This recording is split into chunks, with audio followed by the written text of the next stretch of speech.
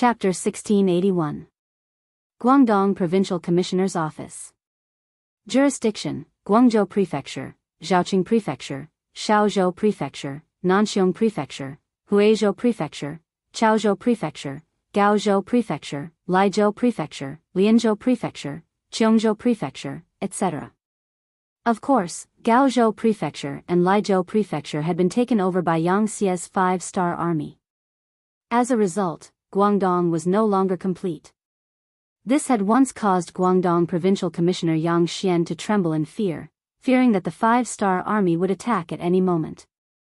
Fortunately, the imperial court had negotiated with Yang Xie, and both sides seemed to have made peace. However, Yang Xie had been assassinated in the capital, and Chao Jixiang had brought a fake imperial edict to incite Yang Xie's servant, Yang Lu, to rebel. After Yang Xie took out the imperial edict from Chao Jixiang's hands, the Southern Ming imperial court naturally did not admit to it. They claimed that it was Chao Jixiang's own actions, and reprimanded it for being fake. However, anyone with a bit of judgment knew that it was definitely Zhu Qizhen's doing. Although eunuchs had a lot of power, they did not have the guts to forge an imperial edict to reclaim the title of king. This was not the first time Yang Xian had cursed Chao Jixiang's incompetence. If you want to do it, then so be it. It is said that the strongest fortress is the easiest to break through from the inside. Instigating the people of the Yang faction to rebel is the right direction, but the key is why you didn't succeed, and the evidence was even obtained by others. If this isn't incompetence, then what is? Now, with such an excuse, Yang Xie would have enough reason to attack. As such, Yang Xian quickly mobilized his troops and made the decision to fight against Yang Xie. At this moment, the imperial court had also seen this scene clearly. The reinforcements had arrived. When General Guaning brought 300,000 soldiers to Guangzhou Prefecture, Yang Xian's heart calmed down, and he hurriedly brought his officials to welcome them. After all this training, Guaning had finally matured and became a great general. He had 300,000 soldiers under his command, and could be said to be very proud of himself. However, if one looked closely, one could see the worry in his eyes. Guaning had dealt with the 5-star army a long time ago, and they had worked together to quell a riot. At that time, the strength of the 5-star army had shocked Guaning. Now, so many years had passed, and Yang Xie had taken over several territories of the Great Ming Dynasty. The strength of the other party could be imagined. It could be said that this mission would not be easy to complete. The general died in 100 battles. As a trusted general of the Southern Ming Dynasty, it was Guan Ying's fate to die on the battlefield. He couldn't refuse it, and he wouldn't refuse it. He wanted to see how strong the 5-star army had become. He wanted to teach the 5-star army a lesson and let them know that in front of the Southern Ming Empire, the 5-star army was nothing. The 300,000-strong army directly moved to the outskirts of the city and set up temporary barracks. Guaning and his group entered the city and met the civil and military officials of Guangdong. As one of the most important guards in Guangdong, General Li Hani of the Guanghai Guards reported the situation to Guaning. For this person to be able to become the commander of a guard, he was quite capable. At the very least, he had a clear understanding of the strength of the 5-star army and the numbers of the troops sent out. General Guan, the 5-star army on the other side has around 100,000 strong soldiers. They have the 3rd Legion as the main force, with the 2nd Division of the Lengfeng Division and the 1st Division of the Russian Empire as support. The 3rd Legion has around 50,000 strong infantry and firearms. The 2nd Division of the Lengfeng Division is all firearms, and the 1st Division of the Russian Empire is all cavalry, numbering around 50,000 strong. There are also some auxiliary troops transporting rations, but the number is unknown. Oh right, I heard from the scouts that Bugnam of Gojoseon will personally come to the front lines to command the battle. After he finished speaking, General Li Hani returned to his seat. Yang Xian and the other civil officials all looked at Guaning expectantly, waiting for his reply. Guaning had already noticed everyone's gazes and knew that he had to make a statement to reassure them. He immediately laughed and said with a magnanimous tone, "Very good, General Li has done a lot of work. Since we know the enemy's deployment, the rest will be easy. This time, I have brought 200,000 strong soldiers. Including the soldiers from Guangdong, we have a total of 300,000 strong soldiers. The enemy only has 100,000 strong soldiers. With 3 against 1 and the terrain advantage, how can we not win? Yes, we have the advantage in numbers and are more familiar with the terrain. We will definitely win. Yang Xian and the others agreed. For a moment, everyone voiced their agreement, as if they had already won the battle. Kuang Ye's expression did not change. All these years, he had been studying the tactics of the 5-star army. Although he did not personally go to the front lines, he could see how powerful the enemy was from their achievements. He had never underestimated his opponent. If the 5-star army was easy to deal with, they would not have such glorious achievements. However, it was absolutely impossible for the Southern Ming Empire to surrender without a fight just based on this battle record. Kuang Ye's face was full of fighting spirit. My lords, the 5-star troop is very aggressive this time. I heard that they are either on horseback or on bicycles, and they move very quickly. In order to prevent them from using their advantage, I have decided to defend the Guangzhou prefecture in this battle and unite the army into one fist. We will use our advantage to fight them at the city gates.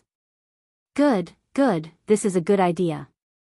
We'll combine our advantages and allow them to move too quickly. In the end, they'll still have to obediently come to the city and fight with us. Li Hani was the first to agree. The 2 generals had the same opinion, and those civil officials who didn't understand military tactics all expressed their agreement. The left envoy of Guangdong, Yang Xian, expressed that he would take care of the food reserves and ensure that the army had enough to eat. After the meeting, the Southern Ming Empire quickly took action. The Southern Ming Empire's army in the nearby cities received the order and quickly left the city to gather in the direction of the Guangzhou prefecture. In a short period of time, the Southern Ming Empire's military strength in the Guangzhou prefecture reached 450,000 soldiers. The 5-star army that was marching towards Guangdong also received intelligence from the spies in the various cities. They knew that the Southern Ming Empire's army was retreating to the Guangzhou prefecture and intended to fight a decisive battle with them. Immediately, they sped up their march and headed straight for the prefecture of Guangzhou. After a few months of training, the Third Army had regained its original personnel structure. The missing personnel were transferred from Crimson City and were all carefully trained by the 1st Division of the Cold Front. With the addition of these people, Wu Xing's confidence skyrocketed. Now, he was just waiting for the right opportunity to fight the Southern Ming Empire. In Yang Xie's army, the Third Army's composition was the most complicated. They had infantry, cavalry, and firearms. This was also because the Third Army was formed under the pincer attack of the Ross Duchy and the Golden Horde. They were far away from the rear and couldn't get any supplies or personnel to replenish their forces. Fortunately, they had persevered until now and finally achieved results. The Third Army had grown from less than 8,000 soldiers to more than 50,000 soldiers. Now, they could be described as having high morale and powerful combat strength. The Third Army was already so powerful, let alone the 2nd Division of the Cold Front. Although there were only about 10,000 of them, they were all made up of musketeers. It wasn't difficult for them to do so as they were all motorized troops. The 3-wheeled motorcycles that filled the entire 2nd Division allowed their movement speed to increase by more than 10 times. During this period of time, after Crimson City successfully built the first 3-wheeled motorcycle, they sped up the production process. In the end, they produced close to 10,000 motorcycles, all of which were allocated to the 2nd, 4th, and 5th Divisions of the Cold Front. Originally, the 2nd Division of the Cold Front needed to use bicycles to increase their speed. Now that they were motorized soldiers, they were filled with fighting spirit and only wanted to perform well on the battlefield to repay Bugnam of Gojoseon's kindness. Now that they had 2 strong armies, the 1st Division of the Russian Empire was not worth mentioning. Although they were all cavalry, they were not part of the Han army, so they were only used as reserves for this battle. Although Division Commander Ahuli was a little disappointed, he did not complain at all. Instead, he kept his subordinates under control and warned them that their opponents this time were the Han. Without orders, they were not to kill innocent people. Otherwise, no one would be able to save them. In addition, Yang Chendong had also come. Along with him were 5,000 black cavalry soldiers and 100,000 logistics soldiers. These were Han auxiliary soldiers who had undergone short training. Their role was not on the battlefield. Other than transporting supplies, they were mainly responsible for guarding prisoners and propagating the Yang Xia policy. Obviously, Yang Chendong had already predicted the outcome of this battle before the battle even started. If they could not defeat the infantry of the Southern Ming army with firearms and cavalry, then the Five-Star Army did not want to unify the world. It was better for them to obediently stay in the city and wait for death. With firearms that were much more advanced than this era, Yang Chendong had already treated the Southern Ming as his own backyard. If it was not for the fact that he wanted to conquer this place with the smallest price, the army would have continued to advance after conquering the 3 provinces. What reason was there for a war between countries? That was just a lack of confidence. A true expert would not do such a thing. I am stronger than you, so I want to take care of you.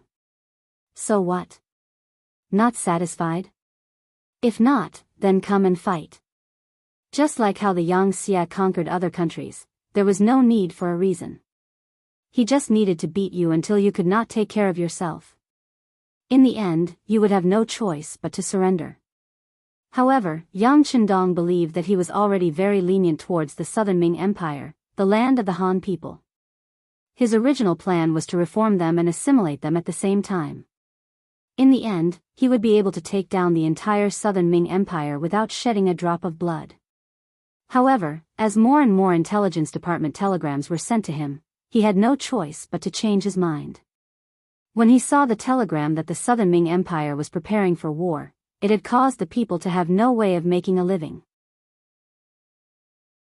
They were looking for strong men everywhere to gather food and military equipment. Most of the people were already at the point where they could no longer survive. Thus, he had no choice but to deal with the pain quickly and decided to conquer the Southern Ming Empire by force. Only then would they be able to take down the Southern Ming Empire in a shorter period of time and save the Han people.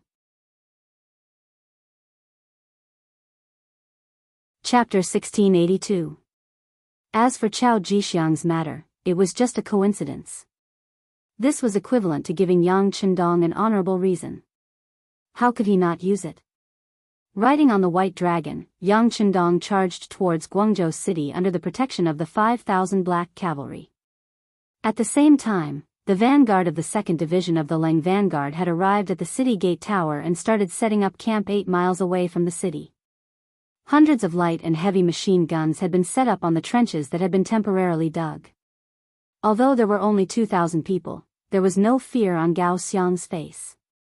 In his heart, he still hoped that the South Ming army would take the initiative to attack. In that case, he would be able to make the first contribution. What was disappointing was that the South Ming army in the Guangzhou prefecture didn't seem to have any intention of doing anything when they arrived. General Guaning stopped the other generals who wanted to go out to battle. Obviously, he didn't care about the 2,500-star army that had arrived first, because his plan was bigger. Over the years, the South Ming army had developed. For example, they had created many cannons. Due to the limitations of their technology, their cannons could only fire 3 miles away and they used solid bullets. However, when 200 cannons were set up on the city walls, it gave people a sense of security. Guaning already had a plan in his mind. This time, he would wait for the enemy to charge over. He only needed to defend. That way, his cannons could be used to attack.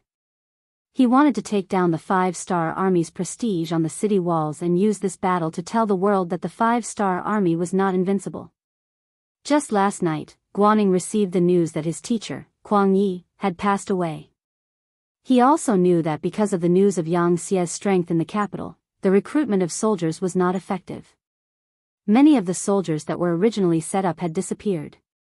The 2.5 million soldiers that the South Ming had prepared were now only 1.5 million. They had lost 1 million soldiers. Guaning was naturally very sad about the death of his teacher. However, the battle was imminent and grief could not solve the problem. He had to think of a way to win this battle in order to better comfort his teacher's soul in heaven. At the same time, if they fought this battle well, it would strengthen the confidence of the Southern Ming dynasty and the people. Only then would they be able to recruit more soldiers and fight a long battle with the 5-star army. In the end, they would achieve the ultimate goal of not invading the Southern Ming dynasty. On this point, Guaning clearly knew his own limits. He knew that it was impossible for the South Ming Empire to defeat Xianxia. Disregarding everything else, the other party had taken over so much territory and stationed troops everywhere. Once all of them were called back, just the number alone was enough to scare people to death. Therefore, he only asked for a draw. In the end, the Southern Ming Empire would recognize Bugnam of Gojoseon as a legitimate country, and the Southern Ming Empire would be able to govern itself. However, this goal was not so easy to achieve. To be safe, Guaning chose to defend. He wanted to use the city walls to block the 5-star army. Commander Gao Xiang waited until the next morning. After seeing that the Southern Ming Empire had no intention of attacking, he knew that the other party would not take the initiative to attack. Immediately, he reported what had happened and his analysis to the division headquarters using an electric suit. Not long after, young Chendong also received the news. Young master, this Guaning has grown up. He can keep his composure. However, he thinks that he can stop our army with 450,000 soldiers. That's a bit of a fantasy. Beta Persei, who was accompanying him, also saw this telegram. He immediately looked down on Guaning and laughed. Yang Lu had been killed. A white silk had ended his life. It could be considered a dignified death. At that time, Tiger's Mane, Beta Persei, Yang San, Yang Si, and Yang Wu were all present. They could be considered brothers and they came to send him off. Although Yang Lu was dead, the impact of the incident had already happened. Other than Tiger's Mane, the other servants could not help but worry about their future. After all, such a thing had happened. If the young master was no longer close to them, it would be reasonable. Fortunately, young Chendong was only concerned about the incident and not the person. Yang Lu was dead, so in his eyes, the matter was considered over. This time, he still brought Beta Persei with him. As soon as this signal was sent, it completely calmed the hearts of the servants. It also let the other officials of Xianxia know that the servants were still servants. They were still trusted by Bugnam of Gojoseon. Some people who originally wanted to replace Yang Lu also gave up on this idea. The situation in Xianxia became stable again. Okay, Beta Persei, go and call Yumian over. Yang Chendong also smiled. Beta Persei's words on this matter were very much in line with his thoughts. In modern warfare, whoever had more people would not necessarily win, and whoever defended would have more advantages. The power and advanced weapons would ultimately determine the route of victory and defeat. Just like in the original historical space-time, on the battlefield of Normandy, a German machine gunner killed more than 1,000 Allied soldiers with a machine gun. This was enough proof. Of course, not all armies applied this model. For example, the soldiers of the People's Liberation Army in the future defeated their opponents one by one with a rifle. But this theory was still applicable to most of the enemies of the army. After a while, Yumian came in front of Yang Chendong. Speaking of which, the two had not seen each other for a long time. The last time they met, they even made a bet. It turned out that Yang Chendong won again. Today, the Far Eastern province had long become one of Yangxia's important granaries. There was a large area of fertile land, rich in forest resources and various minerals. It could be said that except for the cold climate, it was already perfect. Especially after the construction of the train tracks. In spring, summer and autumn, the people chose to work. In winter, they left their homes to travel or relax in the 3 eastern provinces. It was a beautiful life. It was equivalent to Yumian losing to Yang Chendong. This time, no one brought up the matter of the bet.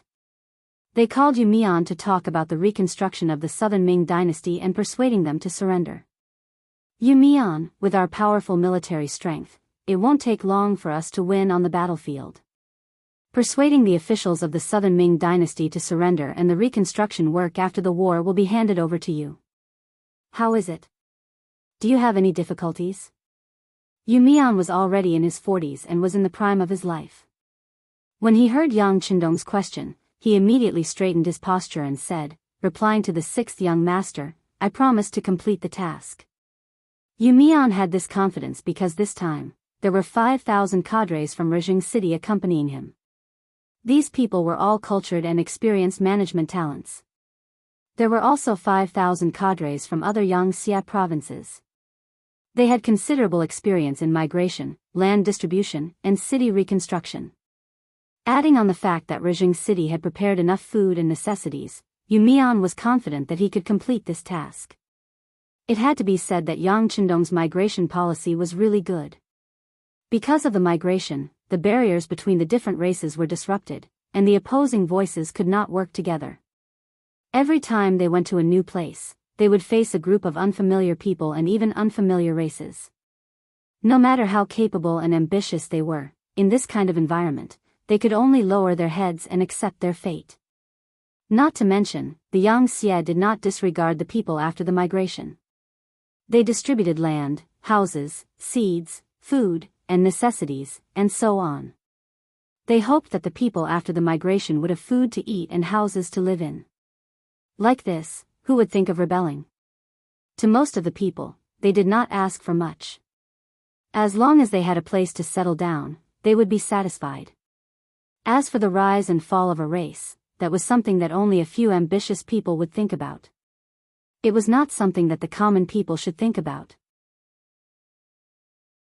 It was because of this migration policy that there were very few rebellions in Yangxia's territory. Almost every piece of land that they occupied, other than having to pay a hefty price in the beginning to provide money, after a few years, this place would begin to exert its power and provide food and money to the Yang faction. This also helped the Yang faction to grow stronger and stronger. Of course, the prerequisite for this was that most of the people were uncultured.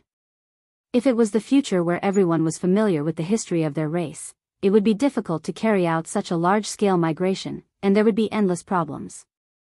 It was also because of this that the Yangxia started to popularize culture in their territory.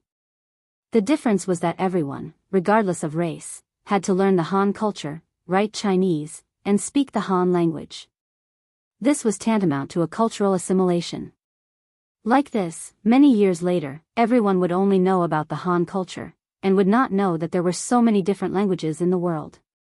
The more Yu Mian thought about this, the more he admired Yang Qindong. In fact, it was not just him.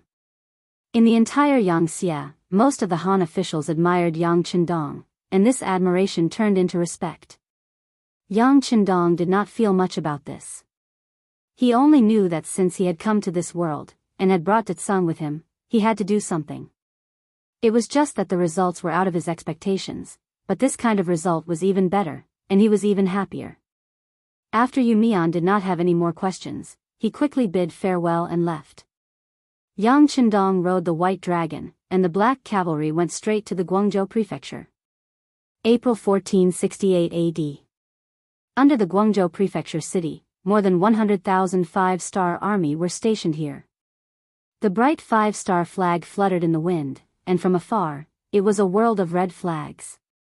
As more and more five-star army soldiers gathered, the South Ming army on the city gate tower continuously moved boulders, wooden sleepers, kerosene, bows, and other things to the top of the city gate tower, as if they were going to defend to the death. With these resources, they were confident that the five-star army wouldn't be able to return and would suffer heavy losses. Guaning even found Commander Li Hani, and proposed that if the five-star army failed to attack the city, they would send out an army to counterattack. All the war horses in the city were also mobilized, forming a total of 5,000 cavalrymen. When the time was right, they would counterattack with all their might and obtain the final victory of the Guangzhou prefecture city.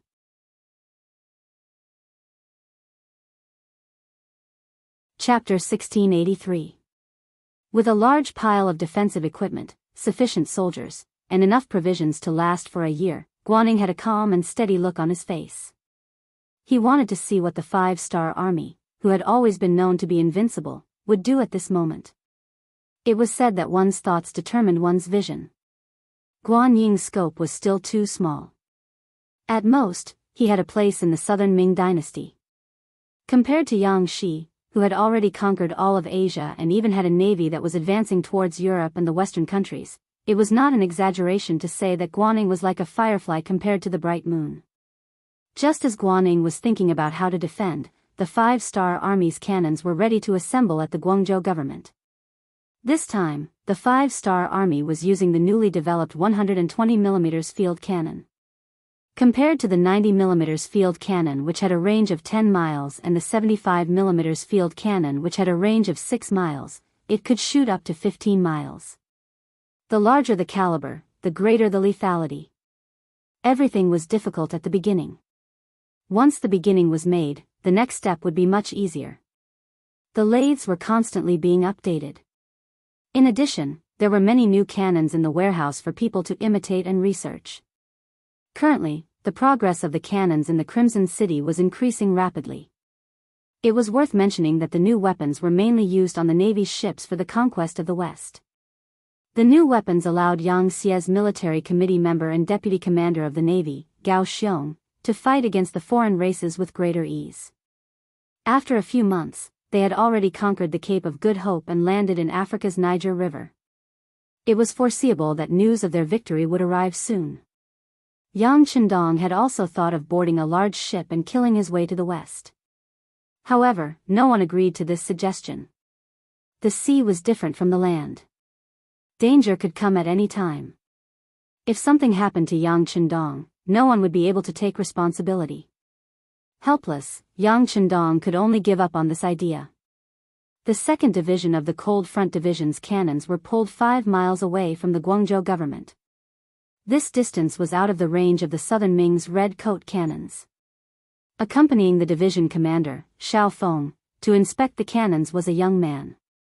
Crown Prince Chang, please be careful. When he saw that the young man was actually carrying the ammunition box with the artillery soldiers, Commander Xiao Feng, who had never frowned in the face of so many enemies on the battlefield, broke out in cold sweat. The young man was Yang Bo. This time, he had taken the initiative to come to the battlefield. Yang Chendong also agreed. If he wanted to inherit his great cause, he had to learn this lesson on the battlefield. Only by doing so would he know that victory was not easy to come by. Only by doing so would he be able to intimidate Yang Xie's 3 armies and the millions of soldiers that he would have in the future. In order to train Yang Bo, other than returning to Yang Chendong's side at night to report what he had seen and heard, he was allowed to roam freely in the army to observe what he was interested in. Under safe circumstances, no one was allowed to stop him. As a matter of fact, when Yang Bo heard that the artillery soldiers were about to attack, he took the initiative to come. This frightened Xiao Feng. He knew that this person was very precious. Not to mention that his life was in danger, even if his skin was scratched, he would not be able to bear the consequences. Helplessly, he could only accompany him. This caused the artillery regiment's commander, Lin Luan, to be very careful as he led a group of artillery regiment's officers to protect him. All right, Division Commander Xiao, Regiment Commander Lin, go do what you are supposed to do. I am here to learn and experience, not to be protected. Yang Bo, who was already 12 years old, saw that there was nothing he could do with so many people surrounding him. He could not help but put down what he was doing and turn to look at Yang Bo and the others. Crown Prince Chang, but... Xiao Feng and the others wanted to say something, but Yang Bo's face darkened. Follow my orders. This is a military order. You cannot disobey it. Needless to say, Yang Bo, who was wearing a custom-made military uniform that was a few sizes smaller, was quite impressive when he was angry. At the very least, he managed to intimidate Xiao Feng and the others. They had to obey military orders. After saluting in unison, they went back to doing what they were supposed to do. Ba Daojiang and Peng Yu led 200 black cavalry soldiers to watch from the side. Their faces were filled with gratification. The Crown Prince Chang's aura was getting stronger and stronger. It would not be long before he had the ability to inherit the sixth young master's legacy. This was just a small interlude. The cold vanguard soldiers were busy. Guaning received the news from the top of the Guangzhou Prefecture's city gate tower and was looking around. They had something similar to binoculars in their hands, but the quality was not as good as the 5-star armies. They could only see further. They are deploying the artillery. They are about 5 miles away from us. Our artillery cannot reach that far. Guaning put down his binoculars and frowned as he spoke. He knew the power of the artillery and knew that it was the 5-star army's forte. They were no match for them in this aspect. However, it did not matter. The main point of attacking a city was to take down the city. It was not a competition of whose artillery was more powerful.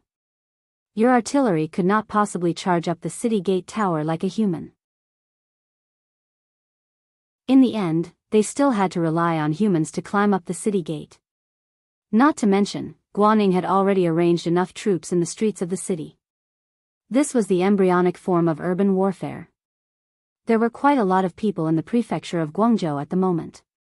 There were more than 450,000 soldiers. In addition to the civilians who rushed over from various prefectures, there were more than 1 million people. This was because there were many commoners who had left the southern Ming Empire for Qiqian City. Otherwise, the number of commoners alone would have exceeded 2 million. Remember, when the enemy's artillery fire, you must find a place to hide. Do not run around. That will only increase the danger. Also, we don't need to arrange too many soldiers on the city gate tower for the time being. When the enemy's cannons have finished firing, the soldiers will rush up the city gate tower and give the 5-star army a fatal blow. As Guaning spoke, someone beside him was recording. After a while, these words would be transmitted to the ears of the various generals. Just from these arrangements, one could see that Guaning was indeed capable. At the very least, he knew how to avoid the spearhead. However, it was a pity that he had too little understanding of the power of the artillery. In other words, he had underestimated the power of the 5-star army's artillery. This meant that he was destined to lose in the end. The artillery regiment was deployed. The artillery regiment was divided into 3 groups. They were respectively guarding the north, west, and south gates of the Guangzhou prefecture. Only the east gate was left. This was what the art of war referred to as Surround 3 and Block 1. If the enemy was left with a chance of survival, they would not risk their lives to fight back. Outside the east gate, the 3rd Corps and the 1st Division had already prepared an ambush. They were just waiting for the South Ming army to escape from here. Then, they would deal with them once and for all. After the artillery was set up, the ammunition was also transported. The sky was already dark. Yang Chendong decided to launch the artillery attack early in the morning. As such, the soldiers fell asleep early in the morning. Yang Bo, on the other hand, could not fall asleep. After thinking about it in bed, he went to Yang Chendong's main tent. Yang Chendong did not sleep. With his current body, he only needed to meditate for 2 hours when he was tired and let the qi in his body circulate through his body several times. After that, he would be full of energy again. He had already passed this set of techniques to Yang Chendong. Perhaps it was because of his physique that he had transmigrated to. Yang Chendong could cultivate qi and control it well. However, Yang Bo was still unable to do so. He still needed more time to practice. Yang Chendong, who had not slept, was looking at the telegrams sent from various departments. He would ponder from time to time. When he thought of something, he would write down some instructions. When Beta Persei said that Crown Prince Chang wanted to see him, he stopped writing and sat up straight. Yang Bo entered the tent and bowed respectfully. Then, he called out, "Father." "Bo, it's already so late. Why aren't you sleeping? Are you too excited?" "Haha." Yang Chendong waved his hand and called Yang Bo to sit beside him. "Father, Bo, is not excited. I just don't understand some things." Yang Bo said with an expression of asking for advice. "Oh. What is it that you don't understand? Tell me about it. Yang Chendong had a fatherly smile on his face. He liked Yang Bo's attitude of asking for advice. There was nothing shameful about asking if he did not understand. On the contrary, pretending to know when he did not know would ruin things. Yes. Yang Bo took the initiative to stand up and asked with an expression of learning, Father, you once said that your greatest wish was to bring the Han people to the peak of the world, to bring harmony to the world, and to let the Han people live the best lives. However, if we were to bombard like this, wouldn't the Guangzhou prefecture be destroyed? Wouldn't the Han people in the city be killed as well? Wouldn't that be? What would that be? Yang Bo did not say, but he believed that his father would understand his question. Very good. Bo-er's thoughts of pitying the people are good. However, it is impossible for there to be no deaths in a war. Most importantly, if we are able to eliminate the 450,000 soldiers of the Southern Ming Empire, it will play a positive role in our conquest of the Southern Ming Empire. Using this battle to determine victory and defeat will reduce the difficulty of our conquest. This is very worthwhile. Furthermore, be it the soldiers or the people in the city, they are not innocent. The soldiers were ordered to fight. If we don't kill them, they will kill us. As for the people, when we gave them the chance to leave from the various ports and head to Qiqian City, many of them left obediently. However, there are still some who stayed behind. Do you know why? This. Yang Bo pondered for a moment before saying, I'm afraid that the people who stayed behind do not trust us. They still have fantasies about the Southern Ming Empire. Very good, Bo-er is right. Since they do not trust us, and they have made their own choice, they are our enemies. We cannot show mercy to our enemies, so it is not wrong to bombard them. Of course, they are Han people after all. If they did not help the Southern Ming Empire and chose to abandon the city and escape, Father will do his best to be merciful and not take their lives. However, if they did something wrong, they will be punished. All of their assets will be confiscated, and they will be put through labor for 1 to 3 years. After they are released, they will still be Han people and can enjoy the fruits of our labor. This is a reward and punishment.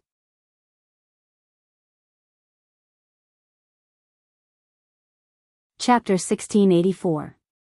Such a detailed explanation made Yang Bo nod his head continuously. He finally understood his father's painstaking efforts. At this moment, the haze on Yang Bo's face disappeared. Instead, he bowed deeply. Father, Bo-er will remember your words. Good. Yang Chendong patted Yang Bo's shoulder with a gratified expression. In fact, as Yang Chendong thought, the commoners who accompanied the South Ming army in the Guangzhou prefecture did indeed treat the 5-star army as an opponent. This was not as simple as distrust. Among the commoners, there were mainly tyrants. They had already received news that wherever the 5-star army went, the rich would only be able to leave behind 20% of their wealth. This was something they could not accept. Although most of their wealth came from the Great Ming Dynasty's good policies and exploitation, this was also a kind of ability, wasn't it? Why should the wealth that they worked so hard to obtain be handed over to the Yangtze? They could not understand, so they wanted to be enemies with the 5-star army. In order to let the South Ming army win the war, these tyrants even took out money and food to provide for the South Ming army. With such people, even if they died under artillery fire, Yang Chendong would not feel the slightest bit of heartache. Other than these tyrants, there were also some elderly people. They did not want to leave their homes. Even if they died, they wanted to die in their homeland. Of course, the proportion of such people was very small. There was also a group of scholars from the Great Ming Dynasty. They had learned the ways of Confucius and Mencius from a young age and were very knowledgeable. Under the Great Ming Dynasty system, bookworms like them had a very high chance of becoming government officials. However, once they were transferred to the Yang faction, they would no longer have any prospects for development. And so, these people stayed behind. But even if they stayed behind, when they saw the South Ming army practicing formations in the barracks before the war started, they still looked down on them and said, they are really all brawn and no brains. Their actions are a disgrace to the educated. He was about to die, surrounded and unable to go anywhere, yet he still looked down on martial artists and soldiers. Even if such a person entered the Xianxia, he would still be reformed. Even if some of these people died, no one would feel sorry for them. In short, the people who stayed behind were all enemies of the Yang faction. Even if they were enemies, how could they be innocent under the fire of the cannons? The night passed uneventfully, and the sun rose as usual the next morning. The soldiers of the 5-star army had a hot breakfast early in the morning. When it was 7 o'clock, the artillery soldiers were in position and the shells were loaded. Commander Lin Luan, who had the rank of senior colonel, Leng Feng's officers were all high-ranking officers, raised a small red flag and shouted loudly in front of everyone, "Target, Guangzhou Prefecture City Wall. Distance, 5 miles. Direction, to the left 004. +2. Reload. Delay fuse. Everyone, get ready." As the red flag suddenly fell, Lin Luan shouted again, "Fire." Boom. Boom. Boom. Cannonballs shot out of the barrel and headed straight for the prefecture of Guangzhou. After the cannons were fired from the west gate, the cannons were fired from the north gate and south gate as well. For a moment, the sound of cannons rumbled, causing the earth to tremble. The Guangzhou prefecture's city walls, which were marked as the attacking side, were instantly riddled with holes. As the cannonballs landed one after another, pieces of the walls fell off, and waves of cries and screams rang out. It was clear that under the bombardment, many southern Ming soldiers were hit, and the screams came from the mouths of these soldiers. The southern Ming soldiers couldn't even raise their heads after being hit by the blazing flames one after another. These country bumpkins finally saw the power of the Yangxia cannons. It was definitely not something their red coat cannons could compare to. The 200 red coat cannons that were set up in the surroundings were now in a miserable state. Under the barrage of cannon fire, it was smashed into a pile of scrap metal.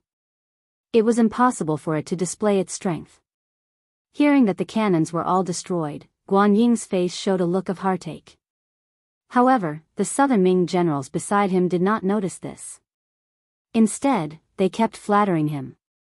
"Thanks to the general's great foresight, we had the soldiers withdraw from the city tower in advance. Otherwise, the losses this time would be too great. Yes, I really did not expect the 5-star army's cannons to be so powerful." Of course, they did not expect that we had already made arrangements under the general's orders. Ha ha ha. This time, these cannons are destined to return empty-handed. When they are done, it will be time for us to show our power. The generals were all talking at once, one after another. Those who did not know would think that they were already the victors. After half an hour of artillery fire, the explosions finally became weaker and weaker until they completely disappeared. Guan Ying's expression returned to normal. Although the red coat cannons that he had arranged were destined to not be of much use, it was still a great contribution to preserve the main force of the army. Now, it was up to their own skills. "Come, send everyone up to the city tower. The cannons have stopped firing. The 5-star army should be preparing to attack." For a moment, the sound of soldiers shouting could be heard everywhere. The southern Ming soldiers who had been hiding also began to rush up the city tower. However, when they really reached the city tower, they realized that there were no enemies in front of them. There was also no sign of the 5-star army. What's going on? Why didn't they charge? Many of the generals on the city tower were puzzled. Guan Ning also did not immediately understand. He stood there and was vexed. Suddenly, he thought of a possibility. He immediately shouted, "Not good, the 5-star army is going to continue firing. Quickly, everyone retreat." After shouting, Guan Ning ignored the others and was the first to go down the city tower. At this moment, the cannons sounded again. The 5-star army's cannons had covered the city for the second time. As a person from the future, Yang Chendong was naturally more familiar with the use of cannons than other people. For example, the second cannons had already been used during the anti-Japanese war. This method would often cause the enemy to be unable to grasp the situation and would often cause them to pay a heavy price. Previously, Yang Chendong did not know that Guaning had withdrawn the army in advance. The second cannons that he ordered were just a habit. It was this habit that caught the Southern Ming army off guard and caused them to suffer heavy losses. Many of the Southern Ming army still did not know what was going on. While they were still crowded on the city tower, the cannons rumbled and landed on the city wall. One by one, the Southern Ming army was blown away, killed, or injured. Just the second round of cannon fire had affected at least 4,000 Southern Ming soldiers. When the cannons stopped, the city tower was filled with broken limbs.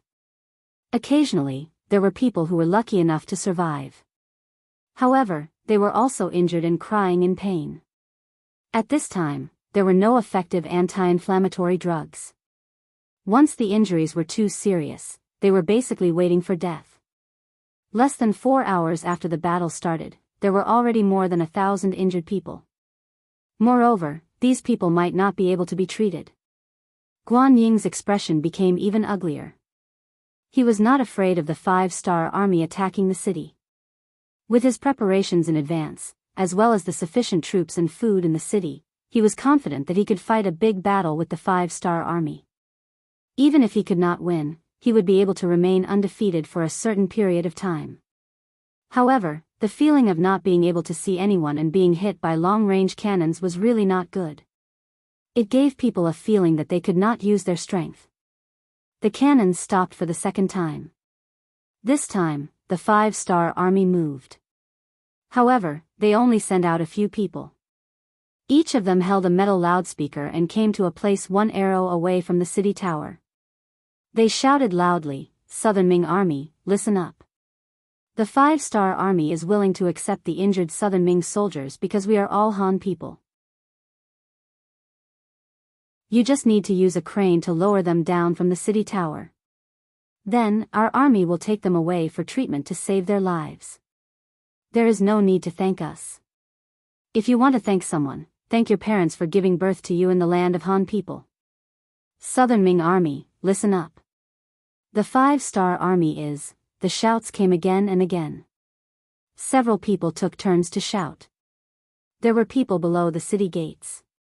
This way, they could ensure that the Southern Ming soldiers in the city could hear them clearly. After another half an hour, the people who had shouted finally turned around and left. Seeing the 5-star army leave, a few generals looked at Guaning worriedly and asked, "General, what should we do? How was this treating a patient?" This was clearly a psychological tactic. This was to buy people's hearts and also to mess up their morale. How could Guaning not know what was going on? However, the other party did not attack the city. What could he do? Thinking that he could not mess up before attacking the city, Guaning gritted his teeth and said, "Find the best doctors in the city and let them treat the injured. This will calm the soldiers down." This was clearly going against the 5-star army. It was also telling the soldiers that the 5-star army could save them. The Southern Ming Imperial Court could also save them. They just needed to work hard. As expected, this move was effective. When the other Southern Ming soldiers saw the injured being carried into various hospitals and the doctors running over to treat them, they were very happy. This also indirectly proved that if they were injured, they would not be abandoned. This meant that they had a higher chance of survival. After breaking the psychological breakdown of the 5-star army, before they could take a breather, the sound of cannons rang out again. However, this time, the cannons did not land on the city tower. Instead, they fired towards the Guangzhou prefecture. For a moment, the sound of cannons could be heard everywhere in the city. Because some places were made of wood, they were directly set on fire. The cannons directly extended into the city and caught the Southern Ming army off guard. Without enough preparation, they suffered heavy losses.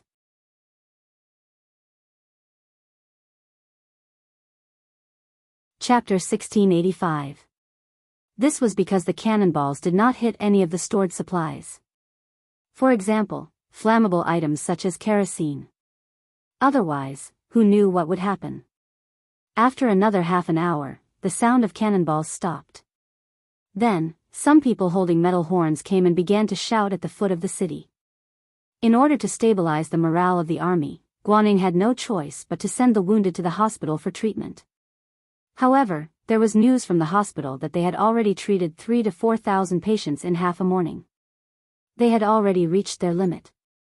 If there were more patients, they would not be able to treat them. This answer made Guan Ying's face instantly turn black. Didn't this mean that if the 5-star army continued to bombard the city, the morale of his army would be shaken? Just as Guanning was thinking about what to do, the 5-star army retreated. In exchange, there was another rumbling sound of cannonballs. The Southern Ming army suffered heavy losses again. Thousands of people were killed and thousands of people were injured. Finally, it was noon. The 5-star army's bombardment stopped. Looking from afar, smoke rose in spirals. It was obvious that they were eating lunch. In contrast, although the Southern Ming army in the city had prepared their meals, there were not many people who had an appetite. Especially when they saw many soldiers and civilians lying on the streets and wailing. When they saw that there was no doctor to take care of them, some of the soldiers' faces began to change. It was as if they could see their future. The morale of the army began to waver. Bastard, the 5-star army is not a real hero. They don't dare to fight us with real swords and spears. Guanning roared in anger. This caused the other generals to lower their heads. At this time, no one was willing to speak. Seeing that no one was speaking, Guanning became even angrier.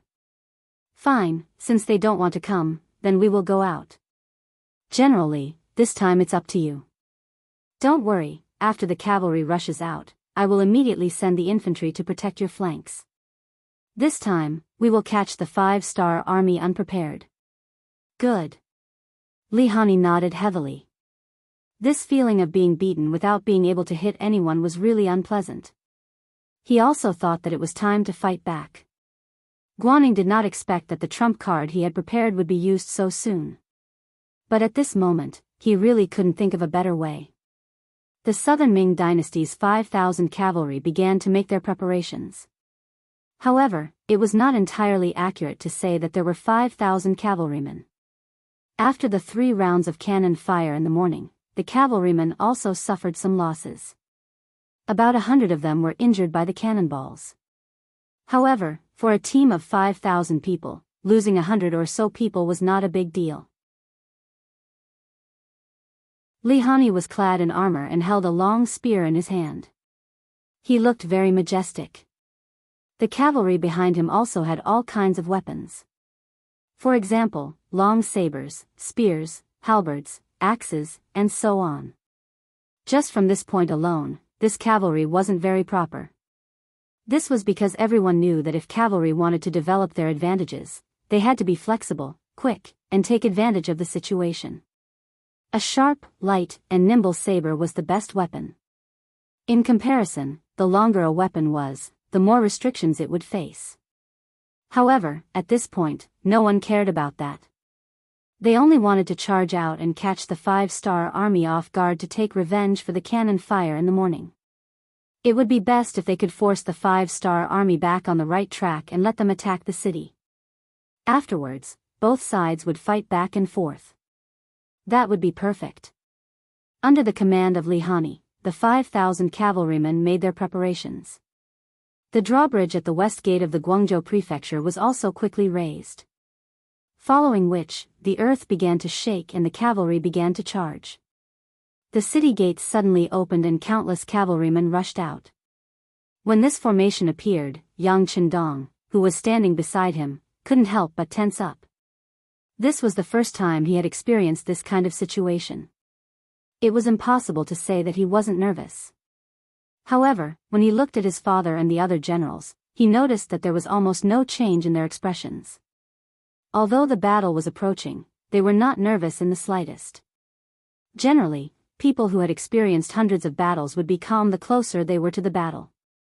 They would be able to talk and laugh. After fighting so many battles, they would get used to it. On the other hand, Yang Chendong was already prepared for the possible reaction of the South Ming army. Did they really think that the trenches in front of the city gate were dug for nothing? Did they really think that the cold front soldiers in the trenches were just decorations? In front of the west gate, the cold front soldiers who were chatting in the trenches heard the sound of horse hooves. 1st Regiment Commander Gao Xiang quickly extinguished the cigarette in his hand and raised his head to look outside. This time, he didn't even need to use binoculars to see clearly. They are finally here. They are coming from our 1st Regiment's defensive line. It seems that our luck is not bad. Brothers, immediately enter the formation and prepare to fire. Laughing loudly, Gao Xiang arrived in front of a heavy machine gun. He made preparations while shouting loudly. The trenches were 4 miles away from the city gate. A distance of 2,000 meters could be said to be covered in the blink of an eye. However, even though they were fast, there were still bullets faster than them. Seeing that the enemy had exited the city gate and was less than 2 miles away from them, Commander Gao Xiang started counting down silently in his heart. 5, 4, 3, 2. Fire. Da-da-da. Da-da-da. The first to sound was the heavy machine gun in his hand. Following that, gunshots continued to sound, accompanied by the sound of rocket launchers exploding from time to time, greatly suppressing the charging formation of the cavalry. Under the barrage of gunfire and cannon fire, the Southern Ming cavalry that charged forward were cut down like chives, falling to the ground one after another. In order to display their advantage, Li Hani even formed a charging formation and gathered the cavalry together. This originally allowed them to be like a knife that stabbed into the enemy's camp. However, when faced with the powerful firearms of the 5-star army, this method was equivalent to helping the flintlock soldiers and was equivalent to gathering together to become live targets. As the saying goes, the faster you charge, the faster you die. The closer you charge, the faster you die.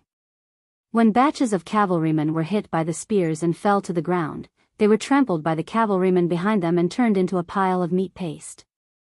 The momentum of the Southern Ming Army's cavalry began to slow down. Under the blockade of hundreds of light and heavy machine guns, less than 5,000 cavalry could not get close at all. Needless to say, rocket launchers, grenades, and other weapons were fired continuously, as if they were free of charge.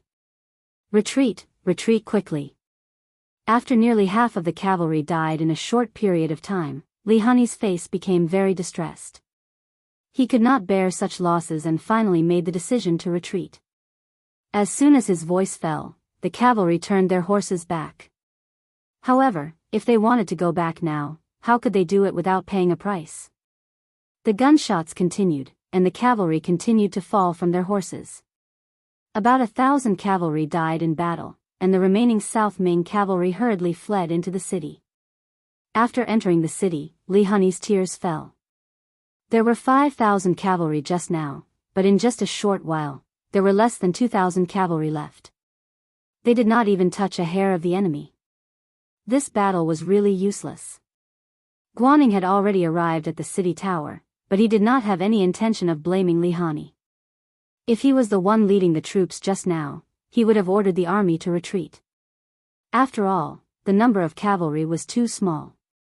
If there were 100,000 cavalry, he might have taken the risk. General. After seeing Guaning, the tears on Li Hani's face had yet to dry. Sigh, go and rest first.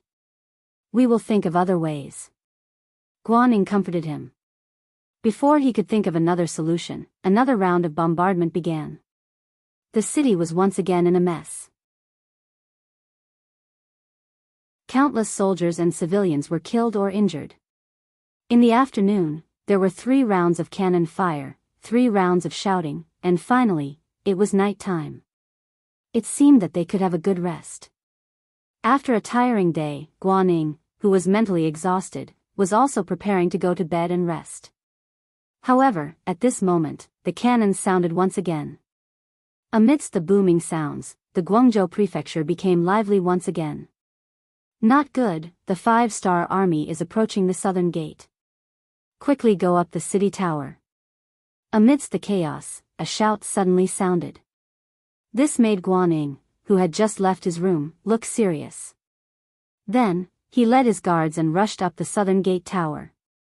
When Guaning went up the city tower, the 5-star army had already retreated. The facts proved that the other party had only sent out a small number of troops. When they saw that the situation was hopeless, they retreated. However, it reminded Guanning that the 5-star army would not only bombard the city, but also steal the city. Pass down the order. Order the generals to take turns to guard the city.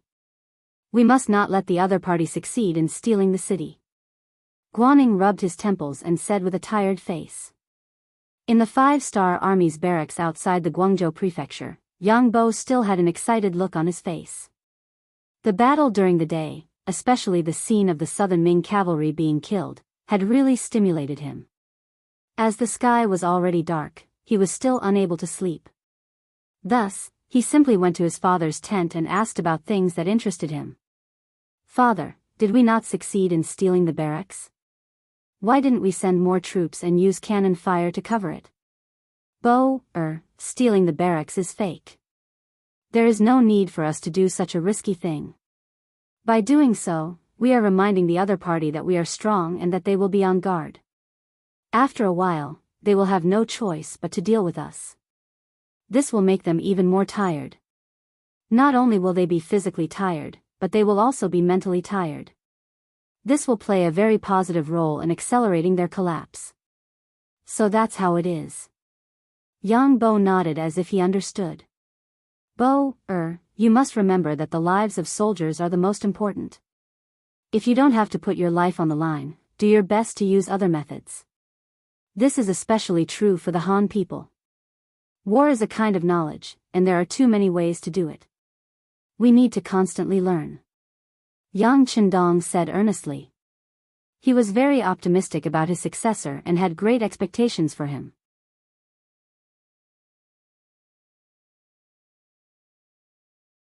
Chapter 1686.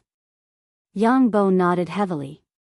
On this day, he truly witnessed the cruelty of the battlefield. Although he could not enter the city and could not see the tragic scene in the Guangzhou prefecture, he could still imagine it. Just like what his father Xinri said, since these people chose to be enemies with Yang Xia, then regardless of whether they were soldiers or civilians, they were all enemies. Yang Xia could not be soft-hearted towards his enemies. Since Yang Xia had powerful cannons, why not use them? To be able to obtain victory and reduce the number of casualties, this was definitely the best choice.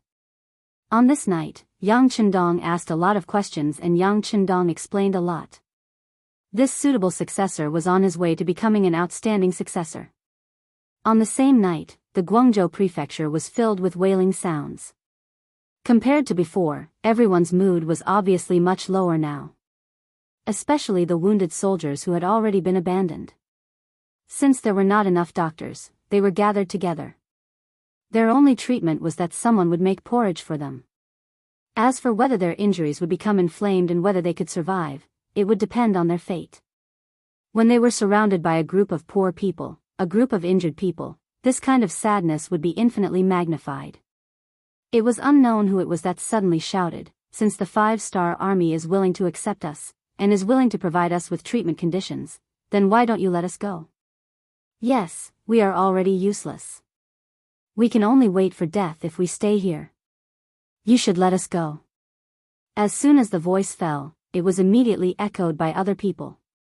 "Let us go, we want to live. We just don't want to die," sob sob sob, shouts, cries, curses, and pleas rose and fell one after another.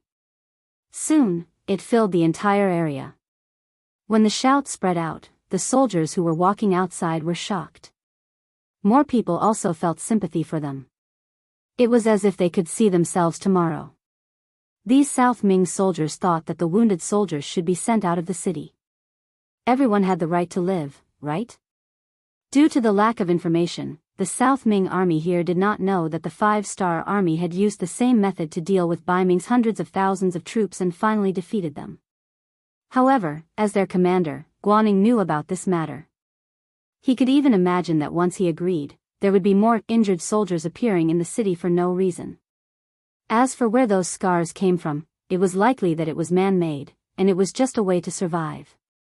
Thinking of the possible outcome, Guanning naturally wouldn't agree to send the wounded out to the 5-star army.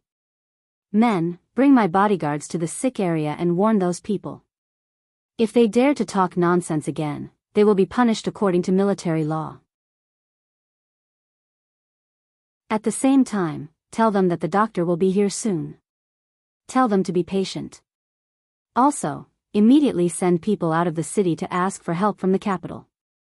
Tell them that we need reinforcements and doctors. Guaning couldn't guarantee that the request for help would be effective, but he still had to do what he should do. Otherwise, if the morale of the troops was broken, it would be difficult to lead them. Immediately, a messenger left the Guangzhou government. They chose to leave from the east gate because it seemed that there weren't any 5-star army stationed there. However, what made people happy was that this messenger openly jumped over the 5-star army's defense line. It was obvious that the 5-star army wasn't afraid of them asking for help. Good news, General, our messenger safely left. Guangdong's chief of the left, Yang Xian, received the news and excitedly ran over to tell Guaning. Guaning was calm, but he had a bad feeling in his heart. It seemed that the 5-star army didn't care about his actions at all. They clearly wanted to eat him up. Since that was the case, then he had to persevere and see if there was still a chance to counterattack. Perhaps the other 2 provinces would defeat the 5-star army and come to help him. As long as there were reinforcements, they would be able to kill their way out and surround the 5-star army outside the city like a dumpling. The night passed in fear and trepidation. Every half an hour, there would be cannonballs entering the city from outside. Occasionally, there would be small groups of 5-star army attacking the city, causing the Southern Ming army to be extremely annoyed. When the sun rose, most of them had dark circles under their eyes and looked very tired. Boom boom boom. Boom boom boom. After breakfast, the large-scale cannonballs started again. Unlike the small skirmishes at night, the cannonballs during the day were much more intense. In just one morning, after 3 waves of cannonballs, there were more than 5,000 injured soldiers in the city and more than 3,000 dead. The reason why there was so much damage was because the 5-star army's cannonballs were much fiercer than yesterday. Secondly, there were too many Southern Ming army soldiers in the city. Sometimes, a single cannonball could kill a few people and injure a dozen or more. Under such attacks, the Southern Ming army began to lose a lot of soldiers. There was no need to talk about the dead as they could no longer speak and had already become history. However, those who were still alive and injured were really a headache. They kept wailing, which was a huge blow to the morale of the army. Especially when the 5-star army outside the city would send people to persuade them to surrender after every half an hour of cannonballs, saying that they were willing to take in the injured soldiers. This was like an outlet for everyone to vent their frustrations. More and more injured soldiers began to clamor to leave the city. Even though Guaning sent out his personal guards and even promised these injured soldiers that he had already asked for help from the imperial court and that more doctors would come soon, the problem was still not solved.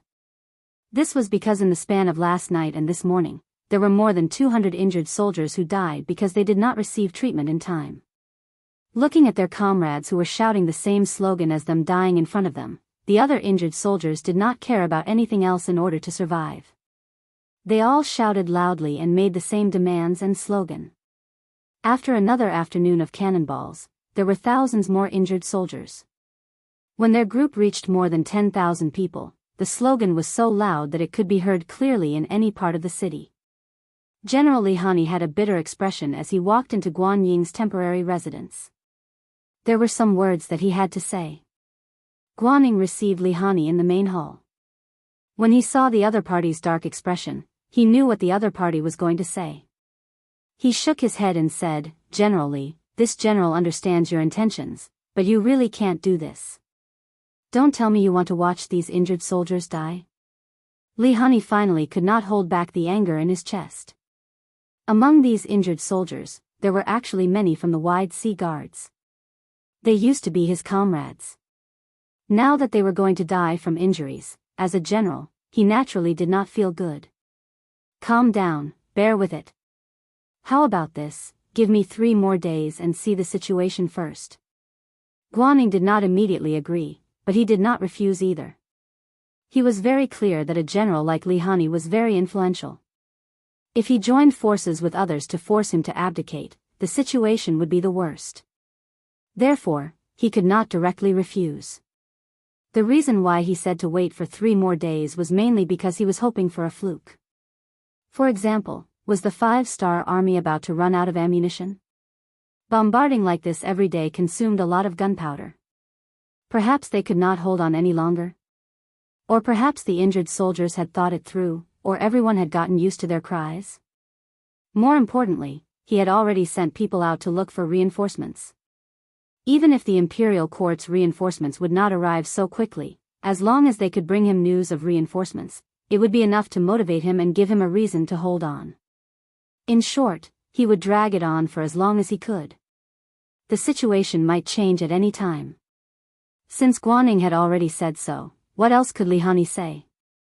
The imperial edict clearly stated that the Battle of the Guangzhou Prefecture had to follow Guan Ying's orders. If that was the case, he would wait for 3 more days. The bombardment continued, as did the persuasion to surrender. Yang Qindong did not order the soldiers to attack the city. He only continued to bombard the city with cannons. The situation on the battlefield was also somewhat lukewarm. Compared to the battlefield in front of the Guangzhou Prefecture, the Nanchang Prefecture was about to fall into chaos. Jiangxi consisted of Nanchang Prefecture, Guangxin Prefecture, Raozhou Prefecture, Nankang Prefecture, Zhejiang Prefecture, Ruizhou Prefecture, Yuanzhou Prefecture, Linjiang Prefecture, Fuzhou Prefecture, Jianchang Prefecture, Jian Prefecture, Ganzhou Prefecture, and Nan Prefecture. One was San Prefecture, Ning Prefecture. There were 77 counties below. Due to the large territory, although it was not the fragrance of fish and rice, nor was it a heavily taxed area of the Southern Ming Empire, it was still a strategic location. This time, the Southern Ming Empire had sent 200,000 soldiers here. In addition to the 100,000 soldiers from the original province, there was a total of 300,000 soldiers. Although it was not as strong as the 450,000 soldiers of the Guangzhou Prefecture, it was still a strong military force. Although Jiangxi's secretary of the left, Li Qing, was very nervous, he was relieved when he learned that the 5-star army had only sent a little over 100,000 soldiers. The reinforcements sent by the imperial court were led by General He Ku. When the command of the 300,000 soldiers was handed over to him, one could clearly see that he was excited. He Ku was a veteran general in the army. He was in his 40s, and he was at his most mature and stable age. However, the moment he held military power, he unknowingly became arrogant. He Ku, who did not come from a good background, had relied on his own efforts to get to where he was today. Because of this, he desired power more than others. Now that he finally had power in his hands, he wanted to perform well. Especially when he learned that the 5-star army only had a little over 100,000 soldiers, which was a third of his forces, he decided to take the initiative to attack. The 300,000 soldiers were organized into 6 square formations by He Ku. Each formation had 50,000 soldiers. 3 of them were in charge of facing the enemy head-on, 1 was in charge of attacking from the back, and the other 2 were in charge of flanking the enemy. Once they formed an encirclement, it would be time for them to attack from all sides. This matter was decided. In the past, when He Ku led troops to suppress bandits, he did this. Reality proved that this method was very effective.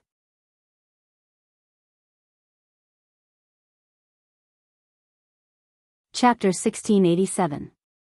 With a single order, the 300,000 Southern Ming soldiers moved separately. Such a large formation was naturally seen by Yang Xie's spies in Nanchang. Following this, a telegram was sent over to the commander of the world's number 1 cavalry army, Tianhu, who was also a member of the military council. Now that Tianhu had entered the military council, his position was no longer just the commander of the world's number 1 cavalry army. What he needed to do was to look at the overall situation and guide it. Naturally, this time, he was the leader of the army in Nanchang. When the telegram was sent to him, a burst of laughter was heard. Good, good. This He Ku really knows me well. It was no wonder that Tianhu was so happy. When he learned from the telegram that the southern Ming army in Guangzhou was like a tortoise hiding in the city, Tianhu thought that the enemy in Nanchang would do the same.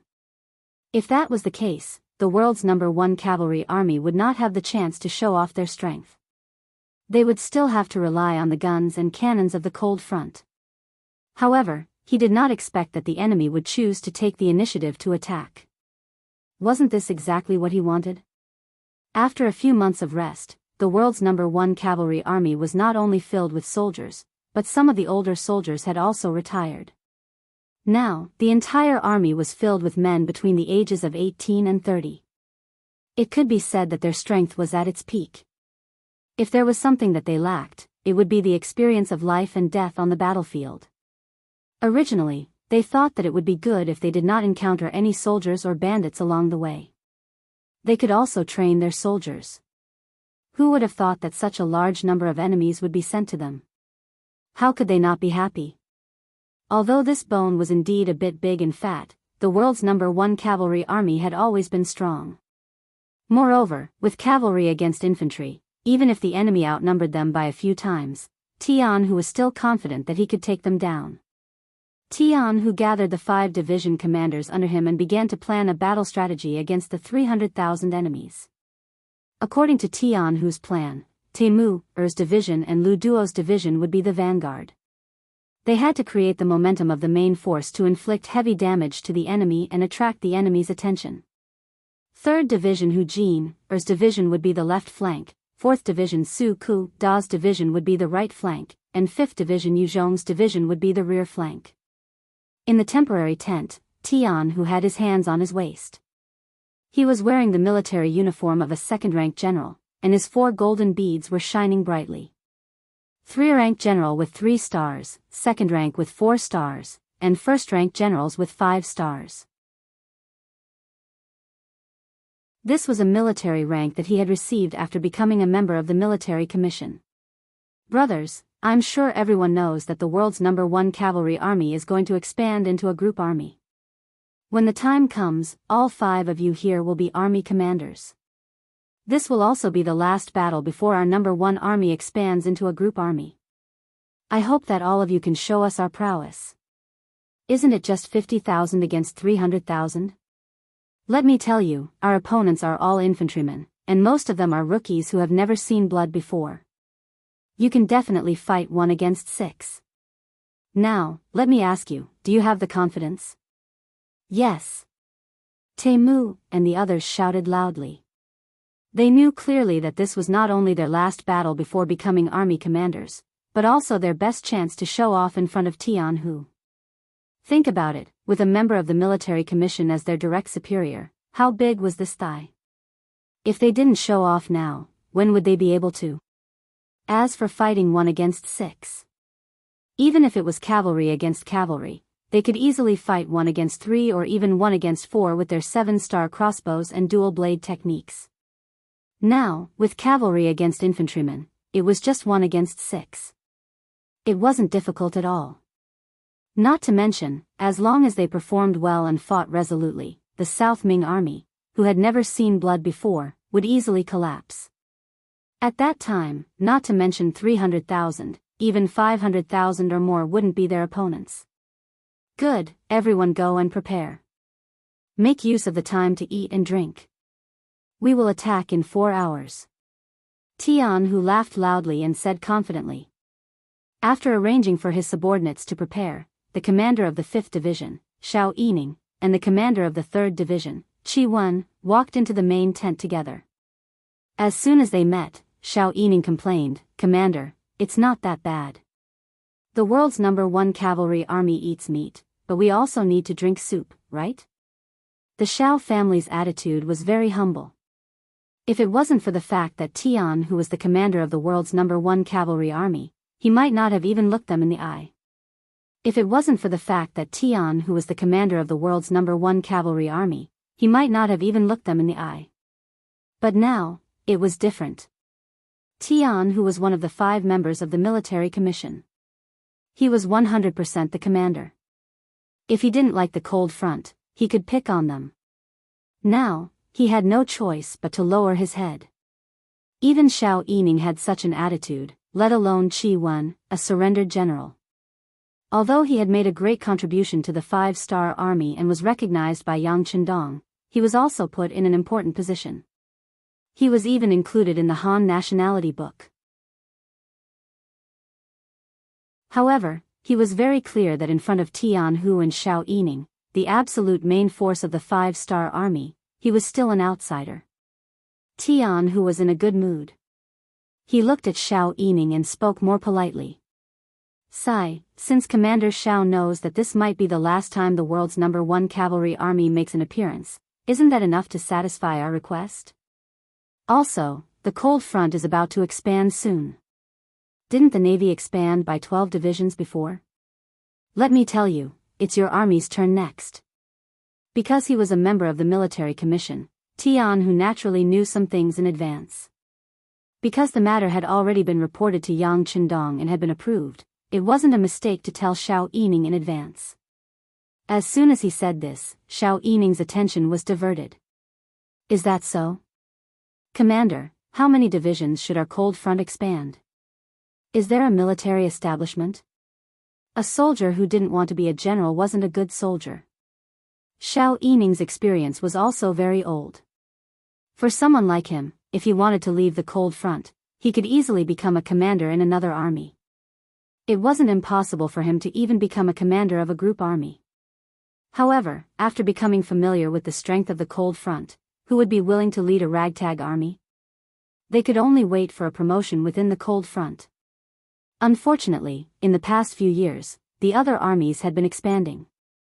Some turned from regiments to divisions, some turned from divisions to armies, and some even turned into group armies. However, the cold front didn't expand because it wanted to maintain enough fighting power. It wasn't easy for them to expand during the new year, but they only expanded the cold front.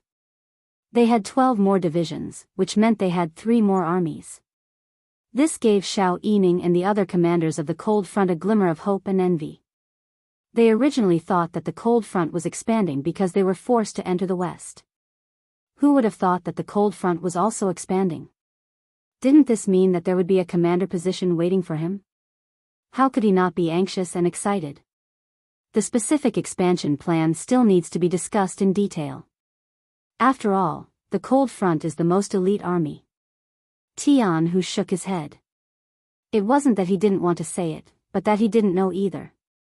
This was because Yang Chendong had only approved Lu Lingfeng's plan to expand the army, but the exact number of people and how many divisions or armies were still to be discussed. Although Xiao Yining looked disappointed, he knew that the expansion plan was already set in stone. This already made him very satisfied. He didn't mention the fact that the cold front wasn't going to be part of this battle. After dealing with Xiao Yining, Tianhu looked at Qi Wen, who still had the rank of senior colonel, and saluted. Commander Qi, wait for 2 hours after the 1st Sky Cavalry Regiment charged out. You can go. Yes, Commander. Qi Wen felt bitter. He knew that the Meng 3 masters were going to clean up the battlefield. Although they couldn't eat meat, if they performed well, they would still be rewarded. Moreover, their brothers wouldn't have to take risks. Qi Wen was quite satisfied with this result. After dealing with the 2 commanders, Tianhu went straight to the kitchen. He didn't know how long the upcoming battle would take, so he had to fill his stomach in advance to have the strength to kill the enemy. At this time, General He Ku didn't know that his actions were being watched by the 5-star army and the strongest cavalry regiment, the 1st Sky Cavalry Regiment. At this moment, he was still leading the army forward. He had already looked at the map and chose a place called Lijiape as the battlefield. There was only one official road that allowed people to pass through. On both sides of the official road were high slopes. The official road was wide enough for the army to spread out in formation and was suitable for an ambush. For the sake of safety and secrecy, the South Ming army set off before dawn. By the time they arrived at Lijiape, it was already noon. The soldiers were very tired from the journey. Normally, He Ku should have ordered them to prepare for the battlefield. However, after considering the soldiers' request, he ordered them to cook to solve the problem of their stomachs.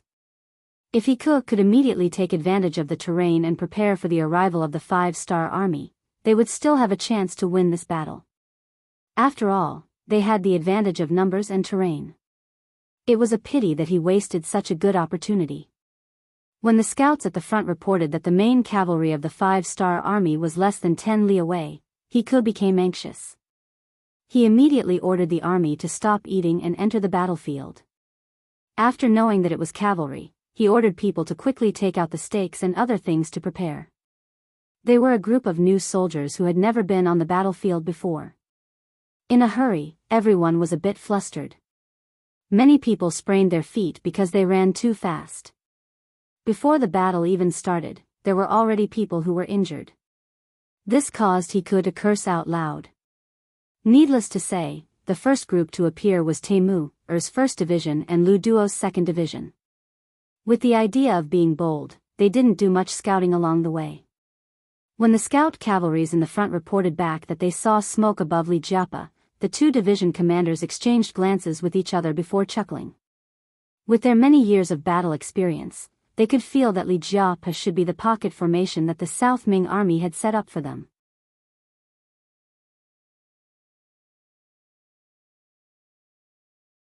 Chapter 1688. They didn't even know that they couldn't light a fire while marching. It seemed like the ability of the Southern Ming army's commander was only average. How could Teimu and Lu Duo know that Hiku's biggest battle was to suppress bandits? Naturally, he didn't need to be so careful when doing such a thing. Immediately send someone to report to the military commander.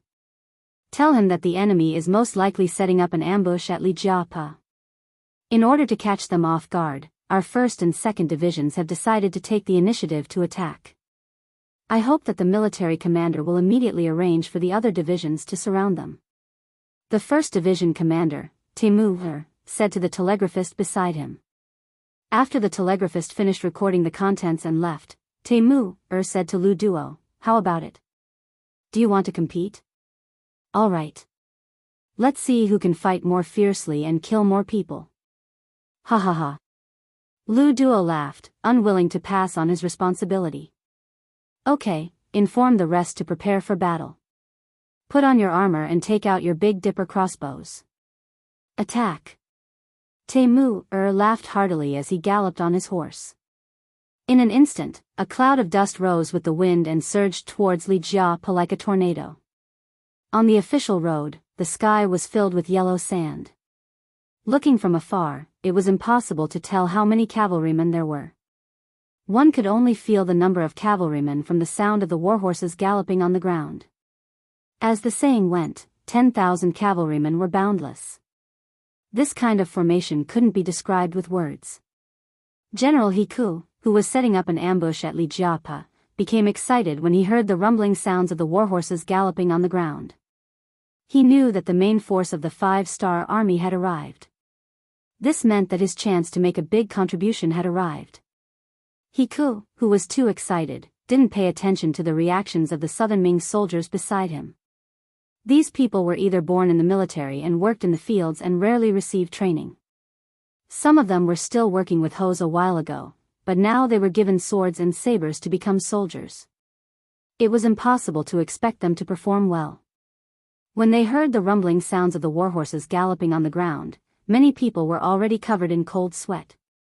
Some were even trembling in fear and didn't know what to do. It wasn't an exaggeration to say that the world's #1 cavalry army was an army that had been through hundreds of battles.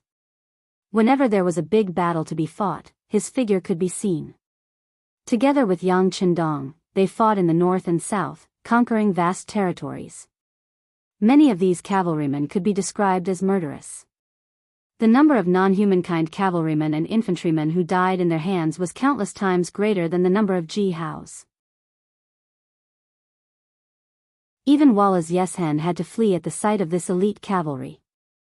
Hiku actually wanted to use infantry to intercept them. He was truly ignorant and fearless. He did not know how to write the word death. In the end, it wasn't entirely Hoku's fault. After all, the biggest mission he had completed before was to exterminate the bandits. When Yangxia's 5-star army made a name for themselves and continued to expand their territory, how could there be any enemies around the southern Ming Empire? Even if they wanted to go to war, they didn't have the chance. He was only a general in charge of exterminating the bandits. How could he know the power of the warhorses?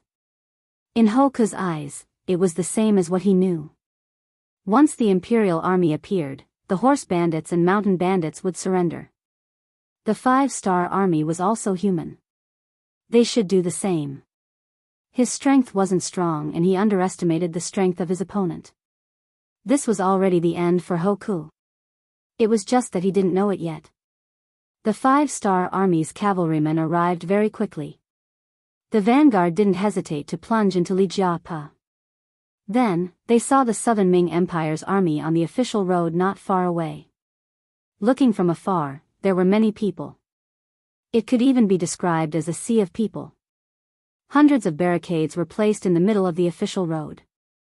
Many southern Ming archers were already prepared to shoot. It was as if this was a trap and whoever fell into it would be dead for sure. It was obvious that this was an ambush. However, in the eyes of Temu and Lu Duo, these were just decorations. They didn't feel the slightest bit of fear. On the contrary, they even increased the speed of their warhorses.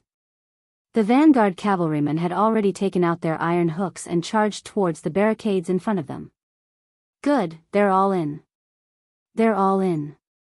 Hoku was excited. He was afraid that the enemy would immediately escape when they saw this formation. If that was the case, his ambush would be useless.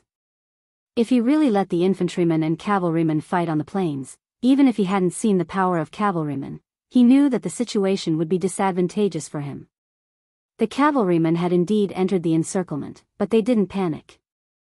Many iron hooks were thrown out and the barricades in front of them were dragged to the side. The world's first cavalry army had done this countless times. They were so familiar with it that they were as agile as their limbs. Don't let them remove the barricades. Shoot! The 5-star army's cavalryman's reaction was beyond Hoku's expectations. He thought that these barricades would cause damage to the cavalrymen and even cause chaos. If that was the case, he would be able to take advantage of the situation and kill them. But now, seeing the barricades being removed one by one, the main road was about to be cleared. The cavalrymen would be left with nothing but flat plains. He was anxious and didn't care if he was within the range of the arrows. He shouted loudly. The South Ming Army's recruits were already frightened by the might of the 5-star Army's cavalrymen. They were just used to listening to their general's orders. They didn't care whether the arrows would hit their opponents or not. They only knew that releasing the arrows could boost their courage and scare the enemy. That was enough. At that moment, countless arrows flew out from the front. But because the distance was too far, they couldn't reach the 5-star Army's cavalrymen. Not to mention, some of the recruits had limited strength and didn't have any archery skills. They couldn't shoot from a distance and couldn't be accurate. A wave of arrows flew out and landed a few steps away from the 5-star Army's cavalrymen. Temu and Lu Duo were stunned when they saw this scene. At first, they thought that the South Ming Army was doing something and that it was some new attack method. But when they saw that the arrows had indeed landed and didn't cause any damage, the two of them finally understood that this was the archery skills of the South Ming Army's recruits. These recruits probably haven't eaten their fill. Temu laughed heartily. Commander Lu Duo, who was standing at the side, also smiled. However, his mind was still very clear, and he gave the order to charge ahead of Temu. F***ck, old Lu, you're not being considerate. You attacked first. Brothers of the 1st Division, charge. Temu panicked when he saw the two ND Division's cavalrymen charging out first. He didn't want to lose to Lu Duo. He waved his saber and the 1st Division's cavalrymen also started to charge crazily. Another wave of yellow sand filled the sky, giving people the feeling that it covered the sky. Dozens of arrows appeared naturally in an array and were aimed directly at the South Ming Army's front. Hika's roar sounded again. Release the arrows, release the arrows. Shield bearers in the first row, spearmen in the second row. Defend, defend. Soldiers at the back, get ready to meet the enemy. Meet the enemy. Perhaps it was because he was too excited or too anxious, but he could shouted out orders one after another. Then, the South Ming army became a little chaotic. Although they had undergone a short period of training before entering the battlefield, it was just a formality. Everyone knew that soldiers had to be trained and their meals had to be kept up. Without sufficient military funds and food, or perhaps it could be said that all of this was under the supervision of the civil officials who looked down on generals, the new soldiers had never truly undergone any training. Once a general had a request and wanted to train elite soldiers, the civil officials in charge of logistics would stand up and reject the request on the grounds that this wasn't a battlefield and there was no need to be so strict and serious. In the end, they didn't want the soldiers to exhaust too much energy and waste too much food because of training. This was the result of using literature to control military force. In front of these scholars who boasted that they were a cut above others, fighting and killing was something that only boorish people would do. These people's lives were naturally as cheap as dogs and weren't worth investing in. Due to the lack of training, many of the recruits were thrown into chaos on the battlefield. Especially when Heke's orders were given one after another. Many people didn't even understand what was going on with the first order before the second order was given. This caused a situation of chaos on the battlefield. On the battlefield, a delay of a minute or a second could lead to a missed opportunity and lead to a huge mistake. Facing the attack of the world's #1 cavalry army, the South Ming army actually showed signs of chaos. As the vanguard, how could the 2nd Cavalry Division give up such a good opportunity? They immediately increased their speed and at the same time, they held the Big Dipper crossbow in their hands. This kind of close combat weapon that could fire continuously, other than its range being inferior to a flintlock, was already very powerful. It was because of this that the world's #1 cavalry army was able to win battles with a small number of troops and complete seemingly impossible missions. 200 steps. 150 steps. 100 steps. 80 steps. They were getting closer and closer. The South Ming army's arrows once again flew out and landed in front of the charging warriors of the world's #1 cavalry army. It caused a certain number of casualties, but if one looked carefully, it was very effective. Apart from the cavalry's skillful horsemanship, which allowed them to perform various evasive maneuvers to avoid the arrows, the armor on their bodies also played a great role in protecting them.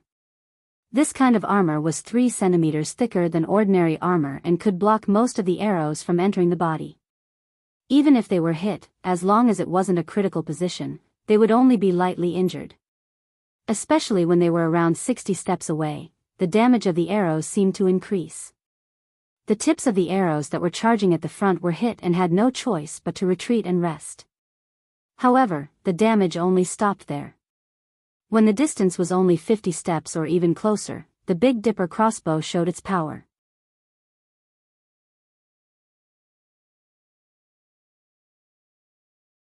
Chapter 1689.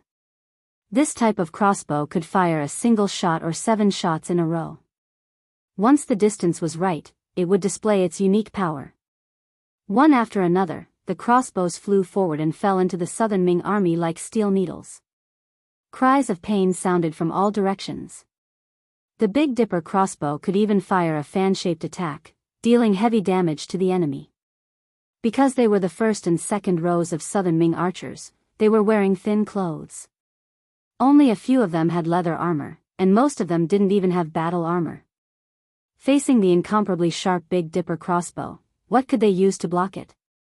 It was as if they would directly fall if they were hit by a single arrow. If they were lucky, the soldiers who weren't hit screamed and threw away their bows and began to roll on the ground. Just the 7-star crossbows of the vanguard cavalry had caused a lot of damage, causing the archers of the South Ming army to suffer heavy losses. At the same time, they had cleared a path for them to continue attacking, and at the same time, they had also cut off the threat that the archers of the South Ming army might bring. Under the attack of the 7-star crossbow, the Southern Ming army's third row of shield bearers appeared in front of the cavalry. Although because of the chaos, the shield bearers weren't completely in formation, because there were enough people, they gave off a feeling of great momentum. Attack! Chop! The dozens of cavalrymen at the front shouted loudly. Then, they pulled out their sharp sabers from their waists. They borrowed the momentum of their horses and used their speed to directly attack the shield-bearers in front of them. The sabers used by the world's #1 cavalry army were all specially polished. Whether it was the sharpness or the toughness, they were several times stronger than ordinary swords. Those foreign race cavalrymen and infantrymen who had fought with them all fearfully called them treasured sabers. When the treasured sabers were unsheathed, they carried killing intent and coldness. When they landed on the shields, the ordinary shields were instantly split in half. The southern Ming soldiers who should have been hiding behind the shields were thus revealed. The power of the treasured sabers greatly exceeded the expectations of the shield-bearers. When they realized that the weapons that could theoretically protect them were useless and their bodies were completely exposed to the enemy cavalry, their desire to live made them turn around and flee. They didn't care that the pikemen behind them had already extended their pikes and were waiting for the cavalry to charge forward. The shield blocked the path and the spear extended. This was one of the common tactics used by infantrymen against cavalry. Especially when the southern Ming army had the absolute advantage in numbers, this kind of defense and counterattack could often cause a lot of damage to the cavalry. As long as they could stop the enemy's charge and slow down their speed, the advantage of the cavalry would be greatly reduced. Then, it would be time for the infantry to counterattack. Unfortunately, all of this was just a theory.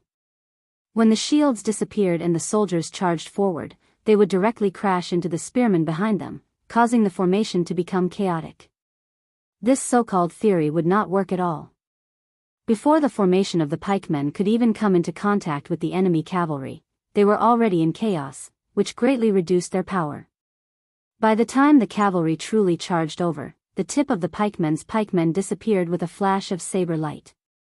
The pikemen's counterattack was reduced to nothing. More than 100 years later, the scene of the slave construction cavalry charging to kill the great Ming army happened in advance. The difference was that this time, it was the 5-star army that was attacking. The difference was that the 5-star army's attack was more ferocious than the slave construction cavalry. After the formation of the archers, shield soldiers, and pikemen were broken, the defense of the southern Ming army was quickly paralyzed. Countless southern Ming soldiers began to desperately run to the back. At this time, they had already forgotten their mission. They only knew that if they rushed back, they might have a chance to live. The development of the situation on the battlefield was completely different from what they had imagined. It wasn't that whoever had more people would win. If this was the case, then each country didn't need to go to war. They could just directly develop their population. Although the 5-star army only had 20,000 cavalrymen, they were all elite veterans. Even the newly recruited soldiers were the best of the best. They were all people who had seen blood and killed people before. Compared to the southern Ming army, which was full of new recruits, many of them hadn't even killed a chicken before. This was simply incomparable. Once the 7-star crossbows were used, the southern Ming army's formation was disrupted. Then, when the people borrowed the horses' momentum and the sabers' speed to rush into the somewhat chaotic southern Ming army, the slaughter began. Although these were all Han people and would be the cornerstone of the Yangtze's development in the future, in order to obtain a great victory and completely defeat the southern Ming imperial court, they could only endure the pain and kill. This was also in order to preserve more Han people. Blood splattered everywhere. Human lives were like grass. The battlefield had always been cruel. It wasn't a game of life and death. If one had a kind heart, the only one who would die would be himself. When everyone understood this principle, the only thing left was to kill. After the tip of the arrows pierced into the southern Ming army, it was like a large meat grinder. Any southern Ming soldiers who were in front of the 5-star army or who dodged a little slower had their heads and limbs separated from their bodies. The smell of blood rushed into the noses of the southern Ming recruits. Ugh! Wah, ugh! The southern Ming recruits who had never experienced this kind of battle only felt waves of nausea. Then, they had no choice but to squat on the ground and vomit. especially when the warhorses of the 5-star army galloped past and trampled the corpses on the ground like mud. The visual impact made the Southern Ming Empire recruits unable to control their bodies. They didn't even have the strength to wield their swords and spears. Other than vomiting, they could only vomit. Everyone, stand up. Don't squat down. Don't put down your weapons. Hiku saw the situation develop to this point and roared in anger. Unfortunately, on the chaotic battlefield, under the sound of the horses' hooves, his shout was quickly drowned out and couldn't cause any waves. "General, let's retreat. We can't stop them." A soldier came in front of Hiku and said this sentence. Then, he directly carried Hiku, who was still cursing, and retreated to the back of the army. This was only a formation of 60,000 people. Behind them, there was still a formation of 60,000 people standing there intact. As long as they regrouped with them, they wouldn't have to worry about not having a chance to counterattack. Hiku retreated and this scene was discovered by some of the recruits. At that moment, their last bit of will to resist no longer existed. They either fled in all directions or threw down their weapons and knelt on the ground to surrender. The army was defeated like a landslide. Even if there were 60,000 pigs, it would take at least a few days for the 20,000 cavalrymen of the 5-star army to capture them. But now, under the iron hooves of the 5-star army's cavalrymen, the 60,000 infantrymen couldn't even hold on for an hour and were completely defeated. On the battlefield, the fighting spirit of the Southern Ming recruits was rapidly disintegrating. Even Temu, and Lu Duo, who were leading the troops, didn't expect this scene. They originally thought that with so many troops, they would still have to hold on for a while. But now, it seemed that victory came too suddenly. This was a good thing. Without needing to give orders, the 5-star army's cavalrymen chased after Hiku's retreating footsteps. In front of them, there were countless Southern Ming recruits. These people didn't choose to surrender immediately. Instead, they wanted to escape back to their own camp. Because they chose to escape, their existence was a great threat to the 60,000 people behind them. When they saw the 5-star army's cavalrymen coming and saw that there were more of their own comrades in front of the cavalrymen, the commanding general was somewhat helpless. He didn't even dare to give the order to shoot arrows because it was very likely that the arrows wouldn't hit the enemy cavalrymen, but their own infantrymen. Hiku was also running among the defeated troops. When he saw that the 60,000 people behind them didn't choose to shoot arrows, he heaved a sigh of relief. Now that he was among the defeated troops, wouldn't he also lose his life if he released arrows? There was only one thing on his mind right now, and that was to escape to the rear. These 5-star army cavalry were too ferocious, and he would not fight with them in the future. It was better for him to obediently retreat back to Nanchang City and guard it. Hiku, who only cared about escaping, even forgot to let the troops lying in ambush on both sides of the official road attack. Or rather, even if he remembered now, he had no way to inform them. This was a somewhat dramatic defeat, and the development of the battle was beyond everyone's expectations. Reality also proved that the Southern Ming New Army's combat strength could not only be described as ordinary, it could even be described as terrible. 300,000 infantrymen faced the charge of 20,000 cavalrymen. Not to mention the ability to retaliate, they couldn't even put up a basic resistance. No one would have any confidence that such an army could protect the Southern Ming imperial court. Temu, and General Lu Duo were still leading the charge. They charged again and again, and in front of them were the defeated Southern Ming soldiers that were continuously retreating. Among them were the 60,000 people behind them. After seeing that the front line had already been defeated and fleeing, and seeing the bravery of the 5-star army's cavalrymen, as well as the heads that would fly on the battlefield from time to time, the 60,000 Southern Ming recruits who were guarding the rear also began to flee. Some of them, in order to escape faster, directly threw their weapons to the ground and continued to run, fiercely charging toward Nanchang that was 60 li behind them. Wherever the 5-star army's cavalrymen passed, there were either corpses covered in blood, captives kneeling on the ground, or Southern Ming recruits fleeing in all directions. There was no resistance at all, and this made the two division commanders even more ambitious. Nanchang. Temu, and Lu Duo said at almost the same time. Then, there was a burst of laughter.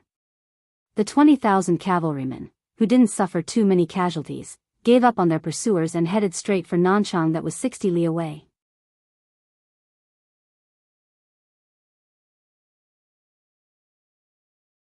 Chapter 1690. Instead of capturing captives everywhere, it would be better to directly attack the Nanchang prefecture. As long as they occupied the place, these deserters would become turtles in a jar and would not be able to escape. Of course, when they were attacking, they did not forget to send a telegram to Tianhu, who was behind them. They gave a simple summary of their thoughts and the situation on the battlefield. When the telegram was sent to Tianhu, he was leading the army towards Lijiapa. They were not moving at their fastest speed. Tianhu's idea was to let the 2 cavalry divisions consume the enemy's strength. When the enemy was exhausted, he would suddenly appear with the main force and win. He never thought that the battle would go so smoothly. Tianhu could only give up his previous plan and said to the telegram operator, "Immediately send a telegram to the 3rd, 4th, and 5th divisions. Tell them to quickly go to the battlefield and capture the captives. Order the army to speed up. Tell everyone that if they are late, they will not be able to drink the soup. Lastly, send a telegram to the 3rd division. Tell them to speed up and take care of the captives." Telegrams were sent out one after another. At this time, if one could look down from the sky, they would see that with Lijiapa as the center, there were several cavalry units moving quickly and surrounding him. Behind the cavalry, there was also the 5th division of the Lu Lungfeng division. Although they were the last to set out, they were quickly approaching the battlefield with their 3-wheeled motorcycles. Their vanguard had even caught up with the 3rd division. Nanchang Prefecture. The sky was getting dark. There were scattered soldiers standing guard on the city walls. But from their relaxed expressions, they did not realize that the battle was about to begin. There was less than half an hour before the city gates closed. The soldiers on the city walls began to gather in 2s and 3s to chat. From time to time, they would even laugh. They were so relaxed because they were very optimistic about the situation on the front line. After all, the 300,000 infantrymen were already prepared. They were only facing the 100,000 5-star army from afar. They should have a high chance of winning. Even if they could not win in a short time, they could still be in a stalemate. As for the Nanchang prefecture, it could be said that it was safe. Since that was the case, why was there a need to be so nervous? Not only the soldiers, but even Li Qingzhua, the political envoy of the city, was also holding a banquet for the tyrants in the city. Once the war started, they would need a lot of money and food. There was only one reason why they had gathered these people, and that was to ask them to donate money and get food. Li Qing was very confident in doing this. After all, Yang Xie's policies had already spread throughout the southern Ming dynasty. Those who surrendered could take 20% of their family's wealth and move out. Those who didn't surrender and did evil would be killed and their property confiscated. Those who didn't surrender and didn't do evil would be captured and released. They could only take 10% of their family's wealth and move out. This kind of policy was unacceptable to all magnates. Why should they hand over the wealth and land that they had worked so hard to create for several generations? With such a sharp contradiction, there was only one way to resolve it, and that was to fight. It would be best if they could defeat the 5-star army. At the very least, they had to keep them out of the city.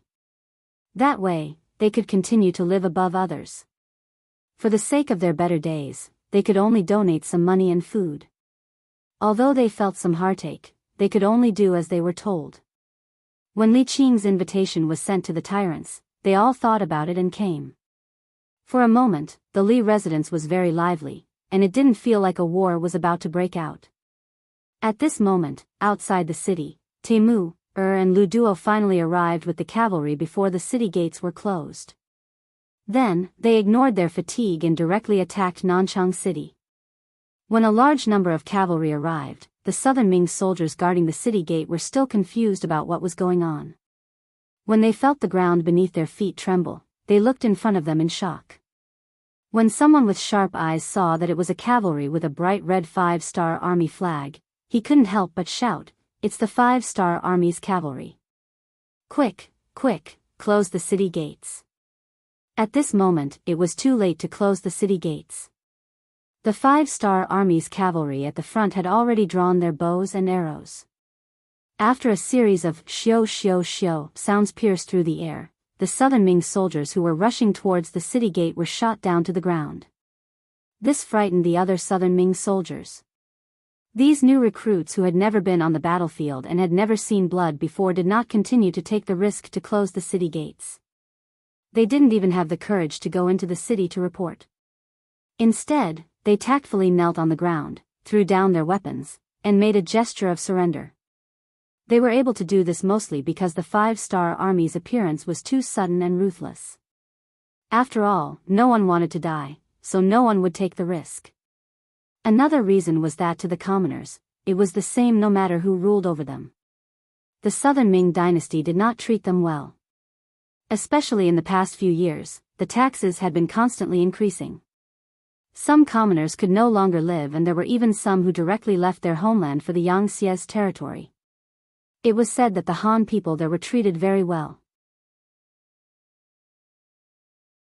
Not only were they able to eat their fill and wear warm clothes, but they were also given a lot of farmland and lived a better life. Those who stayed were not necessarily loyal to the southern Ming dynasty. They just didn't want to leave because of various reasons. Now that the 5-star army's cavalry was in front of them, why would they risk their lives for the southern Ming dynasty? They might as well just surrender. In any case, they had no money, no power, and no farmland. Apart from their lives, they had nothing. Could the cavalry kill them? This was the true portrayal of the commoner's mentality under the feudal dynasty. Between the rise and fall of the dynasty, the commoners were usually the most indifferent. They didn't have high demands and only wanted to survive. Apart from a few rotten dynasties, most of them were very tolerant of the commoners. Therefore, the change of dynasty was always a struggle between the upper echelons. There were very few commoners who participated in it. Even if there were people who participated, there were only a few people. It was just like when the Japanese invaded China. The commoners also held such thoughts. This was why they were ruled for 8 years, and even longer in some areas. If the commoners could all stand up and resist, then they would all be able to wash the Japanese into the sea and feed them to the sharks. Temujin and Lu Duo smoothly entered the city. Then, several Yangtze's secret agents came out from the city gates. They took out items that could prove their identity and gained the trust of the cavalry. Then, they immediately rushed to the most important places in Nanchang City. Poor Li Qing was still receiving the guests in the mansion when suddenly, a servant came to report that the 5-star army had entered the city. Li Qing, who had drunk a little too much, didn't hear it clearly. He thought that there was something wrong with his ears. He actually laughed and said, "Did this official hear wrongly? What did you just say? The 5-star army was defeated?" Seeing that Li Qing was still not sober, the soldier who came to report couldn't help but raise his voice and shouted, "Sir, it wasn't that the 5-star army was defeated. They entered the city and have already surrounded our Li mansion." The voice was so loud that this time, Li Qing heard it clearly. Because of this, he froze in place and looked at the soldier who came to report with an incredulous expression. He wanted to know what was going on. Was it the servant's nonsense, or did the 5-star army really enter the city? There was no need to verify. There were already sounds of fighting outside the mansion. It was the mansion's soldiers fighting with the 5-star army cavalry. Unfortunately, the battle only lasted for a short period of time before a large number of footsteps could be heard heading towards the residence. Not good, it must be the 5-star army. Quickly run. When the other nobles saw that the situation was bad, they quickly stood up and wanted to rush to the door. Then, countless sabers were erected in front of them, forcing them to retreat. A burly man with the insignia of a major general walked into the hall with a smile. Who else could it be but Temujin? When he saw so many people in bright clothes gathered here, he couldn't help but laugh and say, "Not bad, everyone should be here. Since that's the case, capture them all. Kill anyone who resists." In the face of the ferocious Temu, everyone stopped resisting. They could feel the killing intent coming from this general and his soldiers. They believed that if they really dared to resist, they would be the next to die. More than 2 hours before the fall of Nanchang City, Tian, who also brought his army to Lijiapa and attacked the 200,000 new South Ming soldiers who were still lying in ambush here, waiting for orders. When the ambushers became the target of the ambush, the morale of the South Ming soldiers quickly collapsed. When the Lengfeng 5th Division and Meng Sanshi arrived, they began to capture the captives. In this battle, more than 12,000 of the 300,000 South Ming soldiers died. Most of them were trampled to death. Tens of thousands were injured and more than 200,000 were captured. Even the general, Hiku, was captured at night. In the end, less than 20,000 people escaped. Even these 20,000 people didn't report to the other South Ming government offices. It was obvious that they were scared by the 5-star army. They changed from soldiers back to commoners. On the day of Nanchang Prefecture's complete victory, gunshots rang out in Xianxia Prefecture, and the sounds of killing shook the heavens. It was completely different from Guangzhou City and Nanchang City. The 5-star army chose to storm the city and kill their way in.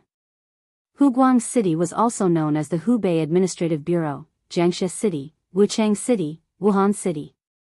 It had Wuchang City, Hanyang City, Huangzhou City, Qingtian City, Dan City, Jingzhou City, Xianyang City, Yunyang City, etc.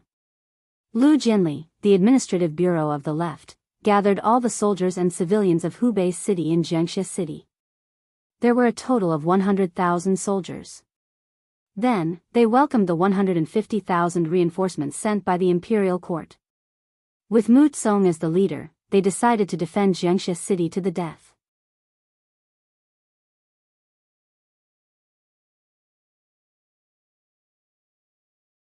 Chapter 1691. The eldest son of the former king of Shiping was chased into the mountains by the 5-star army. He survived by eating rats and ants and escaped to Yingtian Prefecture. Because he had experience fighting against the 5-star army and was the eldest son of the former king of Shiping, there was no problem with his loyalty. He was sent by Zhu Qizhen to guard Jiangxia. Mu Tsong didn't look happy at all as he held the 150,000 new imperial soldiers. He knew how powerful the 5-star army was, so he discussed with Sir Lu Jinli to defend the city to the death. Mu Tsong said that they didn't have as many soldiers as the Nanchang Prefecture and Guangzhou Prefecture. They were also new soldiers. If they went out to fight, it would be suicide. It was better to use all of their strength to defend the city. They could hold on for a while longer and even turn the tide. Lu Jinli agreed with the suggestion to defend the city to the death. Jiangxia Prefecture immediately started to strengthen the city. All kinds of defensive weapons were also prepared. However, it was useless. When the 5-star army arrived at the city, 100mm caliber field cannons were set up. All of the preparations were in vain. New Army Commander Su He, Lengfeng 4th Division Commander Ling Daqiang, and Meng 2nd Division Commander he discussed and decided to attack Jiangxia City. This is the first time the motorcycles are on the battlefield. It's a good opportunity to train the troops. Commander Ling Daqiang seemed to be very proud of this method and laughed. Su He and he didn't need to be mentioned. They both liked to be straightforward. Attacking by force was exactly what they wanted. The field cannons were set up and then the shells were fired. In just half an hour, a hole over 100 meters wide was blasted open on the city walls of Jiangxia Prefecture. Then the cavalry and motorcycles poured in through the hole. This was especially true for the 3-wheeled motorcycle. There was a heavy machine gun mounted on it, and the soldier in the back was holding a light machine gun. With their cooperation, any Southern Ming recruit that entered their sight became a moving target. Bursts of gunshots rang out, and the Southern Ming soldiers fell to the ground one after another. Needless to say, the cavalry relied on the momentum of their horses and brandished their sabers. One by one, heads fell to the ground, and bodies fell to the ground. When the motorcycles and cavalry charged into the city and dealt a heavy blow to the new Southern Ming army, Mu Tsong showed his brave side. He personally led the newly formed inspection team and commanded batch after batch of South Ming new army to launch a suicidal charge against the Five-Star Army. When corpses littered the ground and blood flowed like a river, it finally incited a mutiny among the recruits. They turned their spearhead and charged at Mu Tsong and his inspection team. It was a pity that the eldest son of the king of Shiping did not die in the hands of the Five-Star Army. Instead, he died in the chaos after being slashed countless times. Mu Tsong died in battle and Lu Jinli surrendered. Hubei was settled in one battle and they captured more than 230,000 recruits. One was a smart move, the other was a forceful attack, but the results were both good. When Yang Qindong received the telegrams from Tianhu and Su he was naturally pleased. When he issued the commendation, he ordered them to continue to work hard and continue to attack the Southern Ming Empire. He wanted the Southern Ming Empire to be unable to mobilize their troops in time to occupy more territory before the Southern Ming Empire reacted. At the same time, Yang Qindong ordered Yu Mian to take over the territories in Jiangxi and Hubei.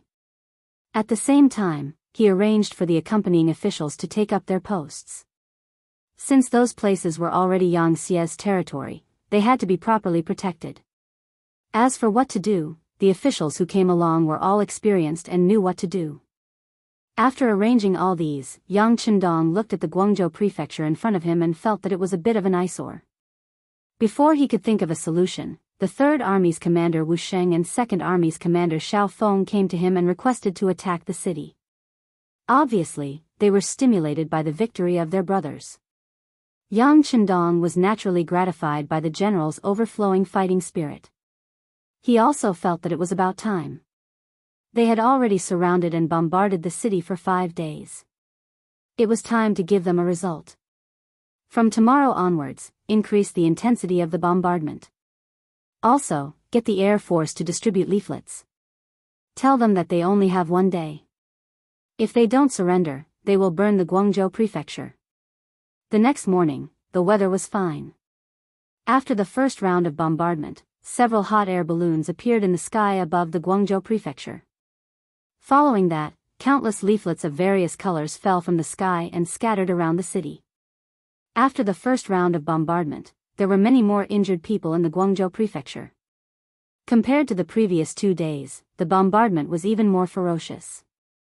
The Southern Ming soldiers and civilians in the city clearly understood what it meant to be in an abyss of suffering.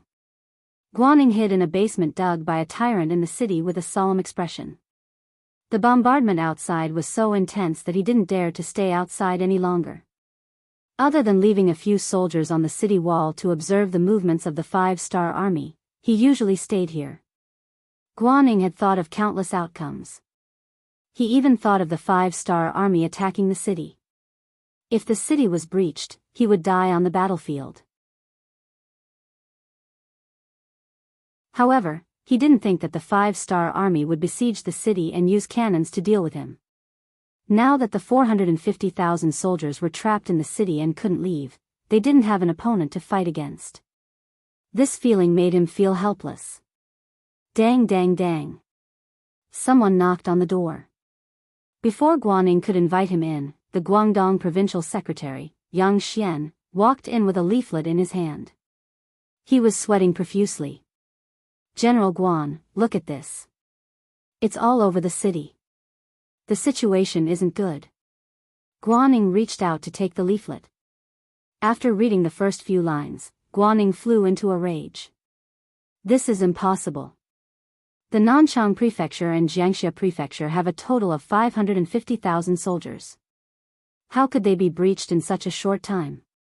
This must be a rumor spread by the Five-Star Army to attack our morale. Yang Xian didn't answer this question. He didn't know how to answer it. Logically speaking, this was impossible. However, after seeing the power of the Five-Star Army's cannons, he had to admit that the Five-Star Army could do what the Southern Ming Army couldn't. Just like the Guangzhou Prefecture under his feet. Was it because the Five-Star Army couldn't take it down? Of course not. They just wanted to capture him. However, looking at the contents of the leaflet, if they didn't surrender, the cannons would be even fiercer. They might even set the city on fire. It was obvious that the 5-star army was angry. They would rather give up the Guangzhou prefecture to deal with them. If they really wanted to burn the city, they wouldn't have anywhere to hide. Yang Xian hurriedly came to find Guaning, hoping to discuss a solution. After reading the leaflet seriously, Guaning turned around and asked Yang Xian, "Sir Yang, do you think that Nanchang and Jiangxia prefectures have really been breached? What does it matter if they are breached or not? The important thing is that we don't have time."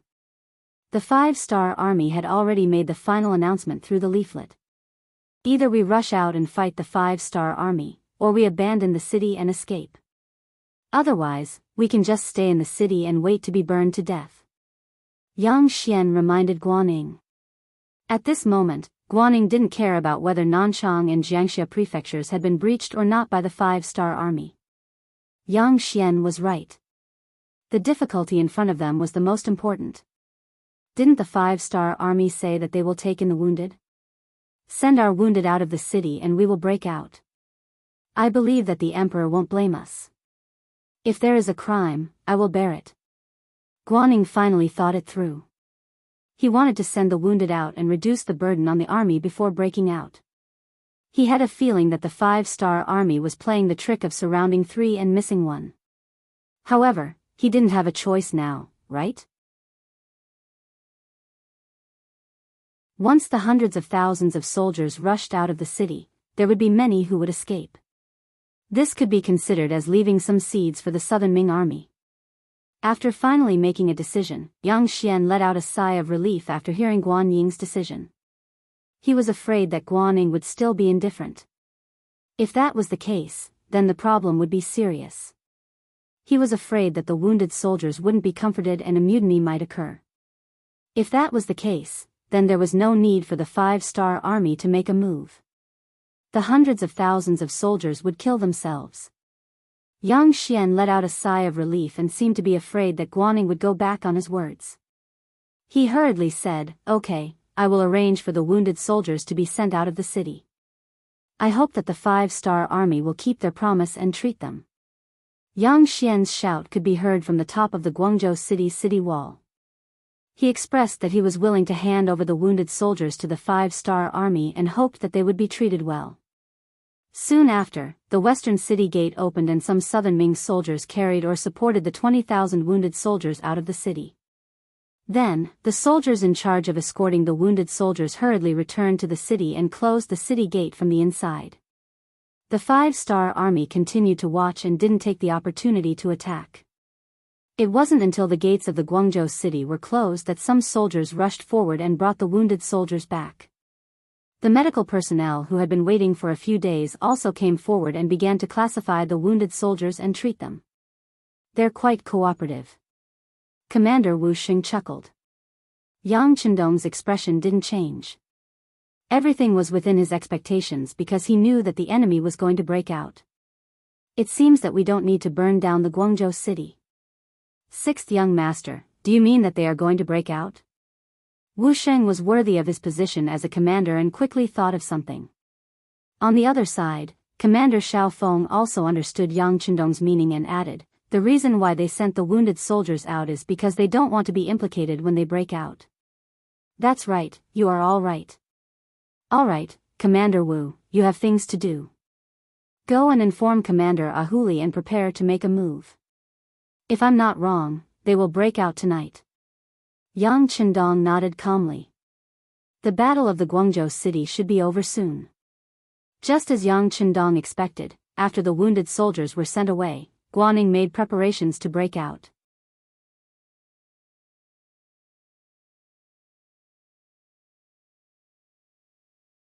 Chapter 1692. He called Yang Xian, Li Hani, and the others over to discuss how to break out of the encirclement. In the end, Li Hani would be the vanguard, leading 50,000 soldiers to clear the way. Yang Xian and the other civil officials would be protected in the middle, and Guaning would lead the main army to follow. If the 5-star army caught up, he would lead the army to meet them. He would risk his life to buy enough time for everyone to break out of the encirclement. Yang Xian and Li Hani disagreed when they heard that Guaning wanted to bring the army to bring up the rear. All right, it's settled. With Bugnam of Gojoseon's personality, he won't give up until he catches me. Since I can't escape no matter what, I might as well stay behind. I only hope that if you see the emperor, you must tell him that I, Guaning, didn't defect and fought until the last moment. Since Guaning had already said so, what else could they say? They could only nod and agree. Next, they started to cook and let the soldiers eat their fill. No one knew how long they would run and where they would have their next meal. The cannons in the city continued to fire. This was Yang Chendong's idea. He didn't want Guaning to think too much when the cannons stopped firing. As long as the other party left the turtle shell that was the Guangzhou government, he wouldn't have the final say in what happened next.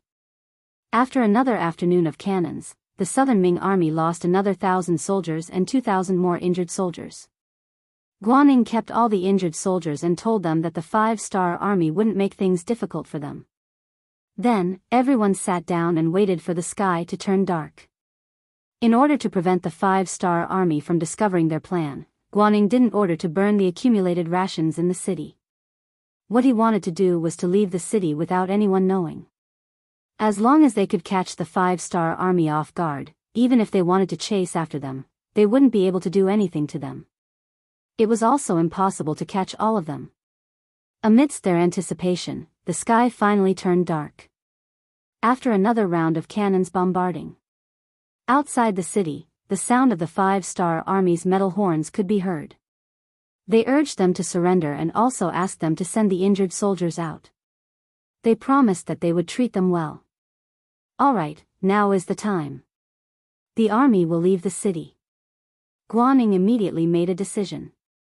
He was already clear about the 5-star army's pattern of cannons.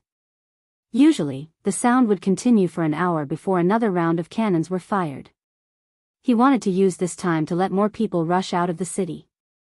The east gate opened from the inside was creaking in the night. Then, countless black shadows rushed out of the city and headed straight towards the Southern Ming's heartland. 300 paces away from them, the army were, the army, and were the 5-star armies too.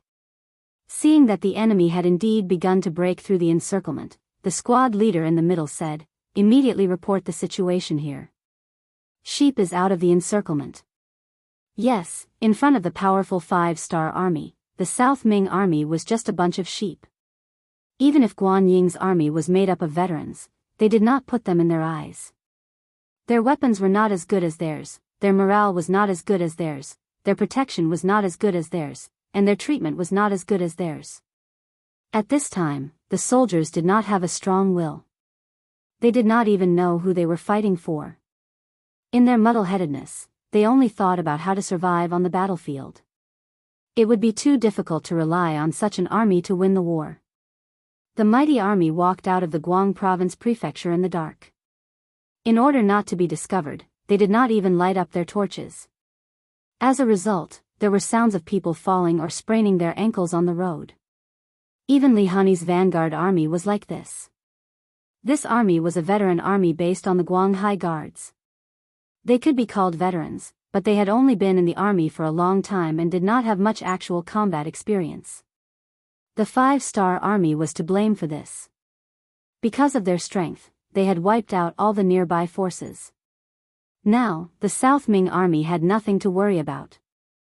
They did not even have a ship, so it was impossible for them to participate in actual combat. Therefore, even though they had been in the army for many years, it was still the first time for many of them to be on the battlefield. When they saw how cruel the war was and how many of their comrades were killed in the artillery fire before they even saw the appearance of the 5-star corps, they finally understood how powerful the opponent they were facing this time was. They also knew that this battle was much more difficult than they had imagined. However, they were already on the battlefield, so there was no point in thinking about it. What they needed to do now was to leave the Guang province prefecture and reach a safe place. As for what to do next, many of them had their own thoughts, which was to escape. There were even many people who had such thoughts. As the Guanghai guards who lived near the coastal area, they knew more than ordinary South Ming people. From time to time, they would see Xia's merchant ships and warships floating in front of them, which indicated their economic prosperity and military strength. There was also the policy of Xia towards the Han people, which made them understand that if they could join Xia, their life and work would be much better than in the South Ming dynasty. The pride in their hearts was dissipating bit by bit, and it was replaced by envy. However, because they were the registered soldiers of the Guanghai guards, they did not dare to do anything. If they really defected to Xia, it would only bring disaster to their families and loved ones. However, it was different in the war. They could face casualties at any time, so if there was a chance, they would secretly leave. This way, the South Ming dynasty would not immediately deal with their families. While the other party was investigating, they could find a way to bring their families to Xia's territory. Everyone had a selfish side, but some people showed it more obviously. Now, for the safety and a better life for themselves and their families, many soldiers had already made a decision in their hearts. As their commander, Li Hani was naturally able to sense all of this. However, he pretended not to see it and did not think too much about it. Thinking about it, if even ordinary soldiers could see it, how could he, as the commander, not understand it? It was just that he was indebted to the emperor and could not do something like surrendering without a fight. He could not do it, but he could give his brothers a way out. What the eye does not see, the heart does not grieve over. With such a mentality, he led the Guanghai guards as the main force of the South Ming dynasty's army as the vanguard and walked at the front of the group. Their speed of progress was quite good. When it was almost dawn, they had already rushed 15 kilometers and left Guangzhou behind. Li Hani believed that he was safe. He did not see any soldiers from the 5-star army for the entire night, so he believed that escaping would not be a problem. Now, he was worried that General Guaning, who was in charge of covering the rear, would not be able to escape. After all, with so many soldiers leaving Guangzhou, there was no reason why the 5-star army would not be able to detect them. In fact, their every move was under the surveillance of the 5-star army. The reason why they did not make a move was because they were waiting for the South Ming dynasty's army to leave the city. Otherwise, once they attacked, what would they do if they scared the enemy back into the city? Since this battle had lasted the longest, it was only natural that they hoped to reap the most rewards. If they still had to attack the city in the end, they might as well choose to attack the city like how the new army and the Cold Vanguard Division dealt with the Jianghu prefecture. Although the losses would be greater and the gains would be less, victory would be in their hands. Waiting was often the most torturous thing. Seeing that the sky was about to brighten and the vanguard of the South Ming dynasty's army was about to run out of the encirclement, news finally came from the radio. The last batch of South Ming dynasty's army had also walked out of Guangzhou and was about 2 kilometers away from the city. In the current Guangzhou prefecture, other than injured soldiers and some old people who could not walk, there were no decent soldiers left. Yang Chendong also immediately saw the telegram sent by Wang Shan and immediately said, "Order the entire army to attack. Follow the plan and encircle the South Ming dynasty's army. Those who surrender will live, those who resist will die." The 18-kilometer encirclement was only guarded by the 50,000 soldiers of the Third Army and the 50,000 soldiers of the Russian First Division. It was clearly a bit empty. Luckily, the Cold Vanguard Division was mobilized in time. With their powerful firepower, they were able to fill the gap in the encirclement. Every 30 meters, there was a machine gun set up on both sides of the road to block the escape route of the South Ming dynasty's army. It was a bit risky, but when he thought of the fighting spirit of the South Ming dynasty's army and the machine gun, Yang Chendong felt relieved. However, in order to ensure that there would not be any problems, he looked at Crown Prince Yang Bo and said, "Bo, do you want to go to the battlefield?" "Yes." Almost without any hesitation, Yang Bo excitedly and quickly replied. As he spoke, he even put his feet together like a soldier who received an order to stand at attention. He. Yang Chendong was very satisfied with Yang Bo's performance. "Good, since that is the case, I will give you a chance." You can take the 4,000 black cavalry soldiers to the battlefield. But remember, you are only responsible for the periphery. Wherever there is a gap, block it. There is no need for you on the main battlefield. Also, these are all Han people. If you can avoid killing them, don't kill them. Although it was only a peripheral mission, Yang Bo was still very excited. He originally thought that he was only here to feel the atmosphere on the battlefield. He did not expect that he would have a chance to personally go to the battlefield. How could Yang Bo not agree? He immediately saluted and replied, "I promise to complete the mission." Yang Bo left. Along with him were Beta Persei, Black Cavalry 1st Brigade Captain Xiu V, 2nd Brigade Captain Dao Shao, Vice Brigade Captain Peng Yu and the others.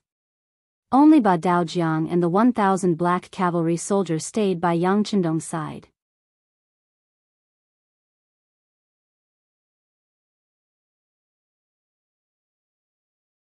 Chapter 1693. From this, it could be seen that Yang Chendong admired Ba Dao Jiang a lot. Once Qiu Vi and Dao Shao retired due to age, this person would become the true leader of the Black Cavalry. Right after the Black Cavalry Dragon Guard set off with Crown Prince Chang Yangbo, the 3rd Army of the Lingfeng Army and the 2nd Division of the Lingfeng Army also launched an attack on the official road to the east of the Guangzhou Prefecture. They tightened the encirclement and launched an encirclement to annihilate the 400,000-strong Southern Ming Army. Guaning was in charge of bringing up the rear. When he led the 50,000 soldiers out of the Guangzhou Prefecture, the sound of horse hooves and gunshots could be heard from all directions. At this time, the sky was already bright and one could vaguely see that the front of the army was already in chaos. There was also the sound of horse hooves covering the sky. Not good, we've fallen into a trap. Guaning was indeed Kuang Ye's student and immediately thought of a possibility. The first order he gave was for the army to turn back and return to the Guangzhou Prefecture.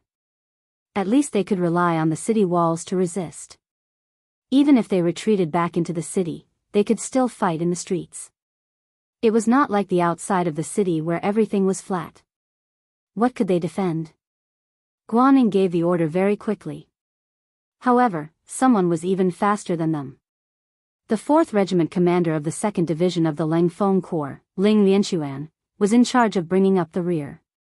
After the Southern Ming Army left the city, he brought a whole battalion of Langfeng soldiers to the front of the Guangzhou Prefecture's east gate and quickly set up a defensive line. Countless prepared sandbags were piled up together to form a temporary defensive line. Before the defensive line was fully set up, the Southern Ming Army that had just left charged back. Regiment Commander Ling Lianxuan, who could already see the people approaching, took out a loudspeaker and shouted, "This road is blocked. The Guangzhou Prefecture is now under the control of the 5-star Army. Anyone who dares to come within 100 meters of the front will be treated as a dangerous person and will be killed on the spot. Lay down your weapons and that is your only way out.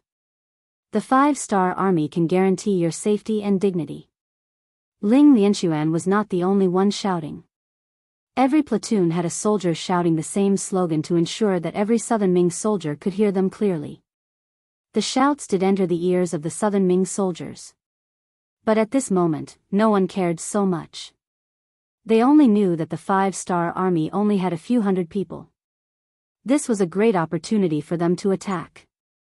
If they did not seize this opportunity, they would not be able to return to the Guangzhou Prefecture, which would be the real danger. Countless soldiers from the Southern Ming dynasty rushed over. They wanted to rely on their advantage in numbers to completely defeat the 5-star Army. However, just as they ignored the advice and entered about 100 steps away from the formation, gunshots rang out. In view of the large number of soldiers from the Southern Ming Army, there were at least 5,000 soldiers in the vanguard. Commander Ling Lianxuan did not dare to be careless. When he gave the order to counterattack, he used heavy firepower. Light and heavy machine guns and rocket launchers rained down on the Southern Ming Army, causing flames to erupt. Countless Southern Ming soldiers fell to the ground, covered in blood. This was a battle that should not be taken seriously. It couldn't even be called a battle. It would be more accurate to call it a massacre. The moment the gunshots rang out, the 5,000 soldiers from the southern Ming dynasty were destined to die. A group of soldiers holding large swords and spears rushed towards a group of soldiers with modern weapons. It was like a suicide attack against the Eight-Nation Alliance in the late Qing dynasty. Figures fell to the ground one after another, and their lives were quickly drained away. After nearly a quarter of an hour, the barrels of many of the cold vanguard warriors had turned red. The ground was littered with bullet casings. Finally, there were no more enemies in front of them. The world suddenly became quiet. There were more than 5,000 lives, but in just a short 15 minutes, not a single one had survived. This kind of lethality was something that the southern Ming soldiers had never seen before. Even Guanyin, who was leading the troops, couldn't help but widen his eyes and shut his mouth when he saw this scene, even though he was already mentally prepared. He knew that it was over. Everything was over. The five-star army had such a powerful firepower advantage. It was not something that the southern Ming dynasty could contend against. Not to mention that their military strength was only 3 times that of the enemy. Even if it was 10 times, 100 times, or 1,000 times, they still could not see any hope of victory. Guanyin finally understood why the five-star army was able to conquer such a large territory in just a few decades. They were able to conquer a situation that the Han people did not even dare to think about. If the southern Ming dynasty had such powerful firearms, they should also be able to do it. Guanyin could not help but feel a burst of joy in his heart. The five-star army was ultimately the Han people's army. They would not be as ruthless as they were against other races. Didn't they just shout for them to surrender so that they could keep their lives and dignity? It would not be too difficult for the surrendered soldiers to keep their lives. However, it would not be easy for them to keep their dignity. Since the five-star army made such a promise, it meant that they still treated the southern Ming dynasty as a part of the Han people. Thus, surrendering was not unacceptable. Just as Guanyin was thinking about this, a captain ran in front of him and asked carefully, "General, should we continue to charge?" Guanyin could see from the eyes of this chilly arch that he was afraid. However, he did not have any intention of mocking him. If it was him, wouldn't he also be afraid? It was just that he was not afraid of death. He was only afraid of unnecessary casualties. What's the point of continuing to fight? We can't win. Just follow their words and surrender. Also, go to the front and tell the army to surrender. Guanyin finally made the best decision in his life. That was to surrender to the five-star army and save everyone's lives. As for how the history books would write about him, he would just let it be. Guanyin surrendered. This result was beyond the expectations of many people. Even Yang Qindong, who was at the rear, was slightly surprised when he received the news. In his opinion, Guanyin should be an extremely strong die-hard person who would rather die in battle than surrender. However, no one would have thought that after a series of gunshots and a one-sided massacre, they would actually convince him. It seemed that sometimes, one had to be decisive. Although this seemed a little cruel, it was often possible to use the smallest price to obtain the greatest victory. Just as Guanyin announced his surrender, the 18-kilometer battle line was already in chaos. The sudden appearance of the five-star army's cold vanguard soldiers and cavalry caught the southern Ming dynasty's army off guard. They first carried out a meaningless resistance without any suspense. After throwing down some corpses, the morale of the army collapsed. They did not choose to fight force with force. Instead, they began to run in all directions. At this time, the five-star army's soldiers who were already in position played a role. They used guns and heavy machinery to block most of the escape routes of the southern Ming dynasty's army, forcing most of the southern Ming dynasty's army back to the battlefield. However, there were also a small number of people who escaped from the gap in the encirclement. But then, they were divided into squads and surrounded by the seemingly omnipresent black cavalry and became one of the captives. Yang Bo and Beta Persei led a group of 8 Longwei soldiers. They also successfully surrounded a group of hundreds of southern Ming dynasty soldiers. In order to escape faster, they had already thrown away all their weapons and became unarmed deserters. How could they be a match for the elite black cavalry dragon guards? It was also Yang Bo's first time participating in a real battle. Although he was only responsible for the periphery and faced some defeated soldiers who had lost their fighting spirit, he was still very excited. Wearing a set of specially tailored black battle armor, he single-handedly stopped 7 southern Ming soldiers who were trying to escape. Yang Bo did not know that this was the result of Beta Persei deliberately going easy on him. His every move was in the sight of Beta Persei. Once there was danger, he would rush to his side to protect him. In the worst-case scenario, he would become a huge human shield. Whether he knew it or not, whether it was intentional or not, Yang Bo had indeed been trained. He also showed maturity and steadiness beyond his age from the first battle. After that, when Beta Persei reported to Yang Qindong, he was not stingy with his praise. This also proved that Yang Qindong's way of training his successor was correct. Yang Bo's growth also made Yang Qindong very pleased. There was nothing happier than having a successor. The Guangzhou prefecture was breached. This battle lasted for a full 6 days.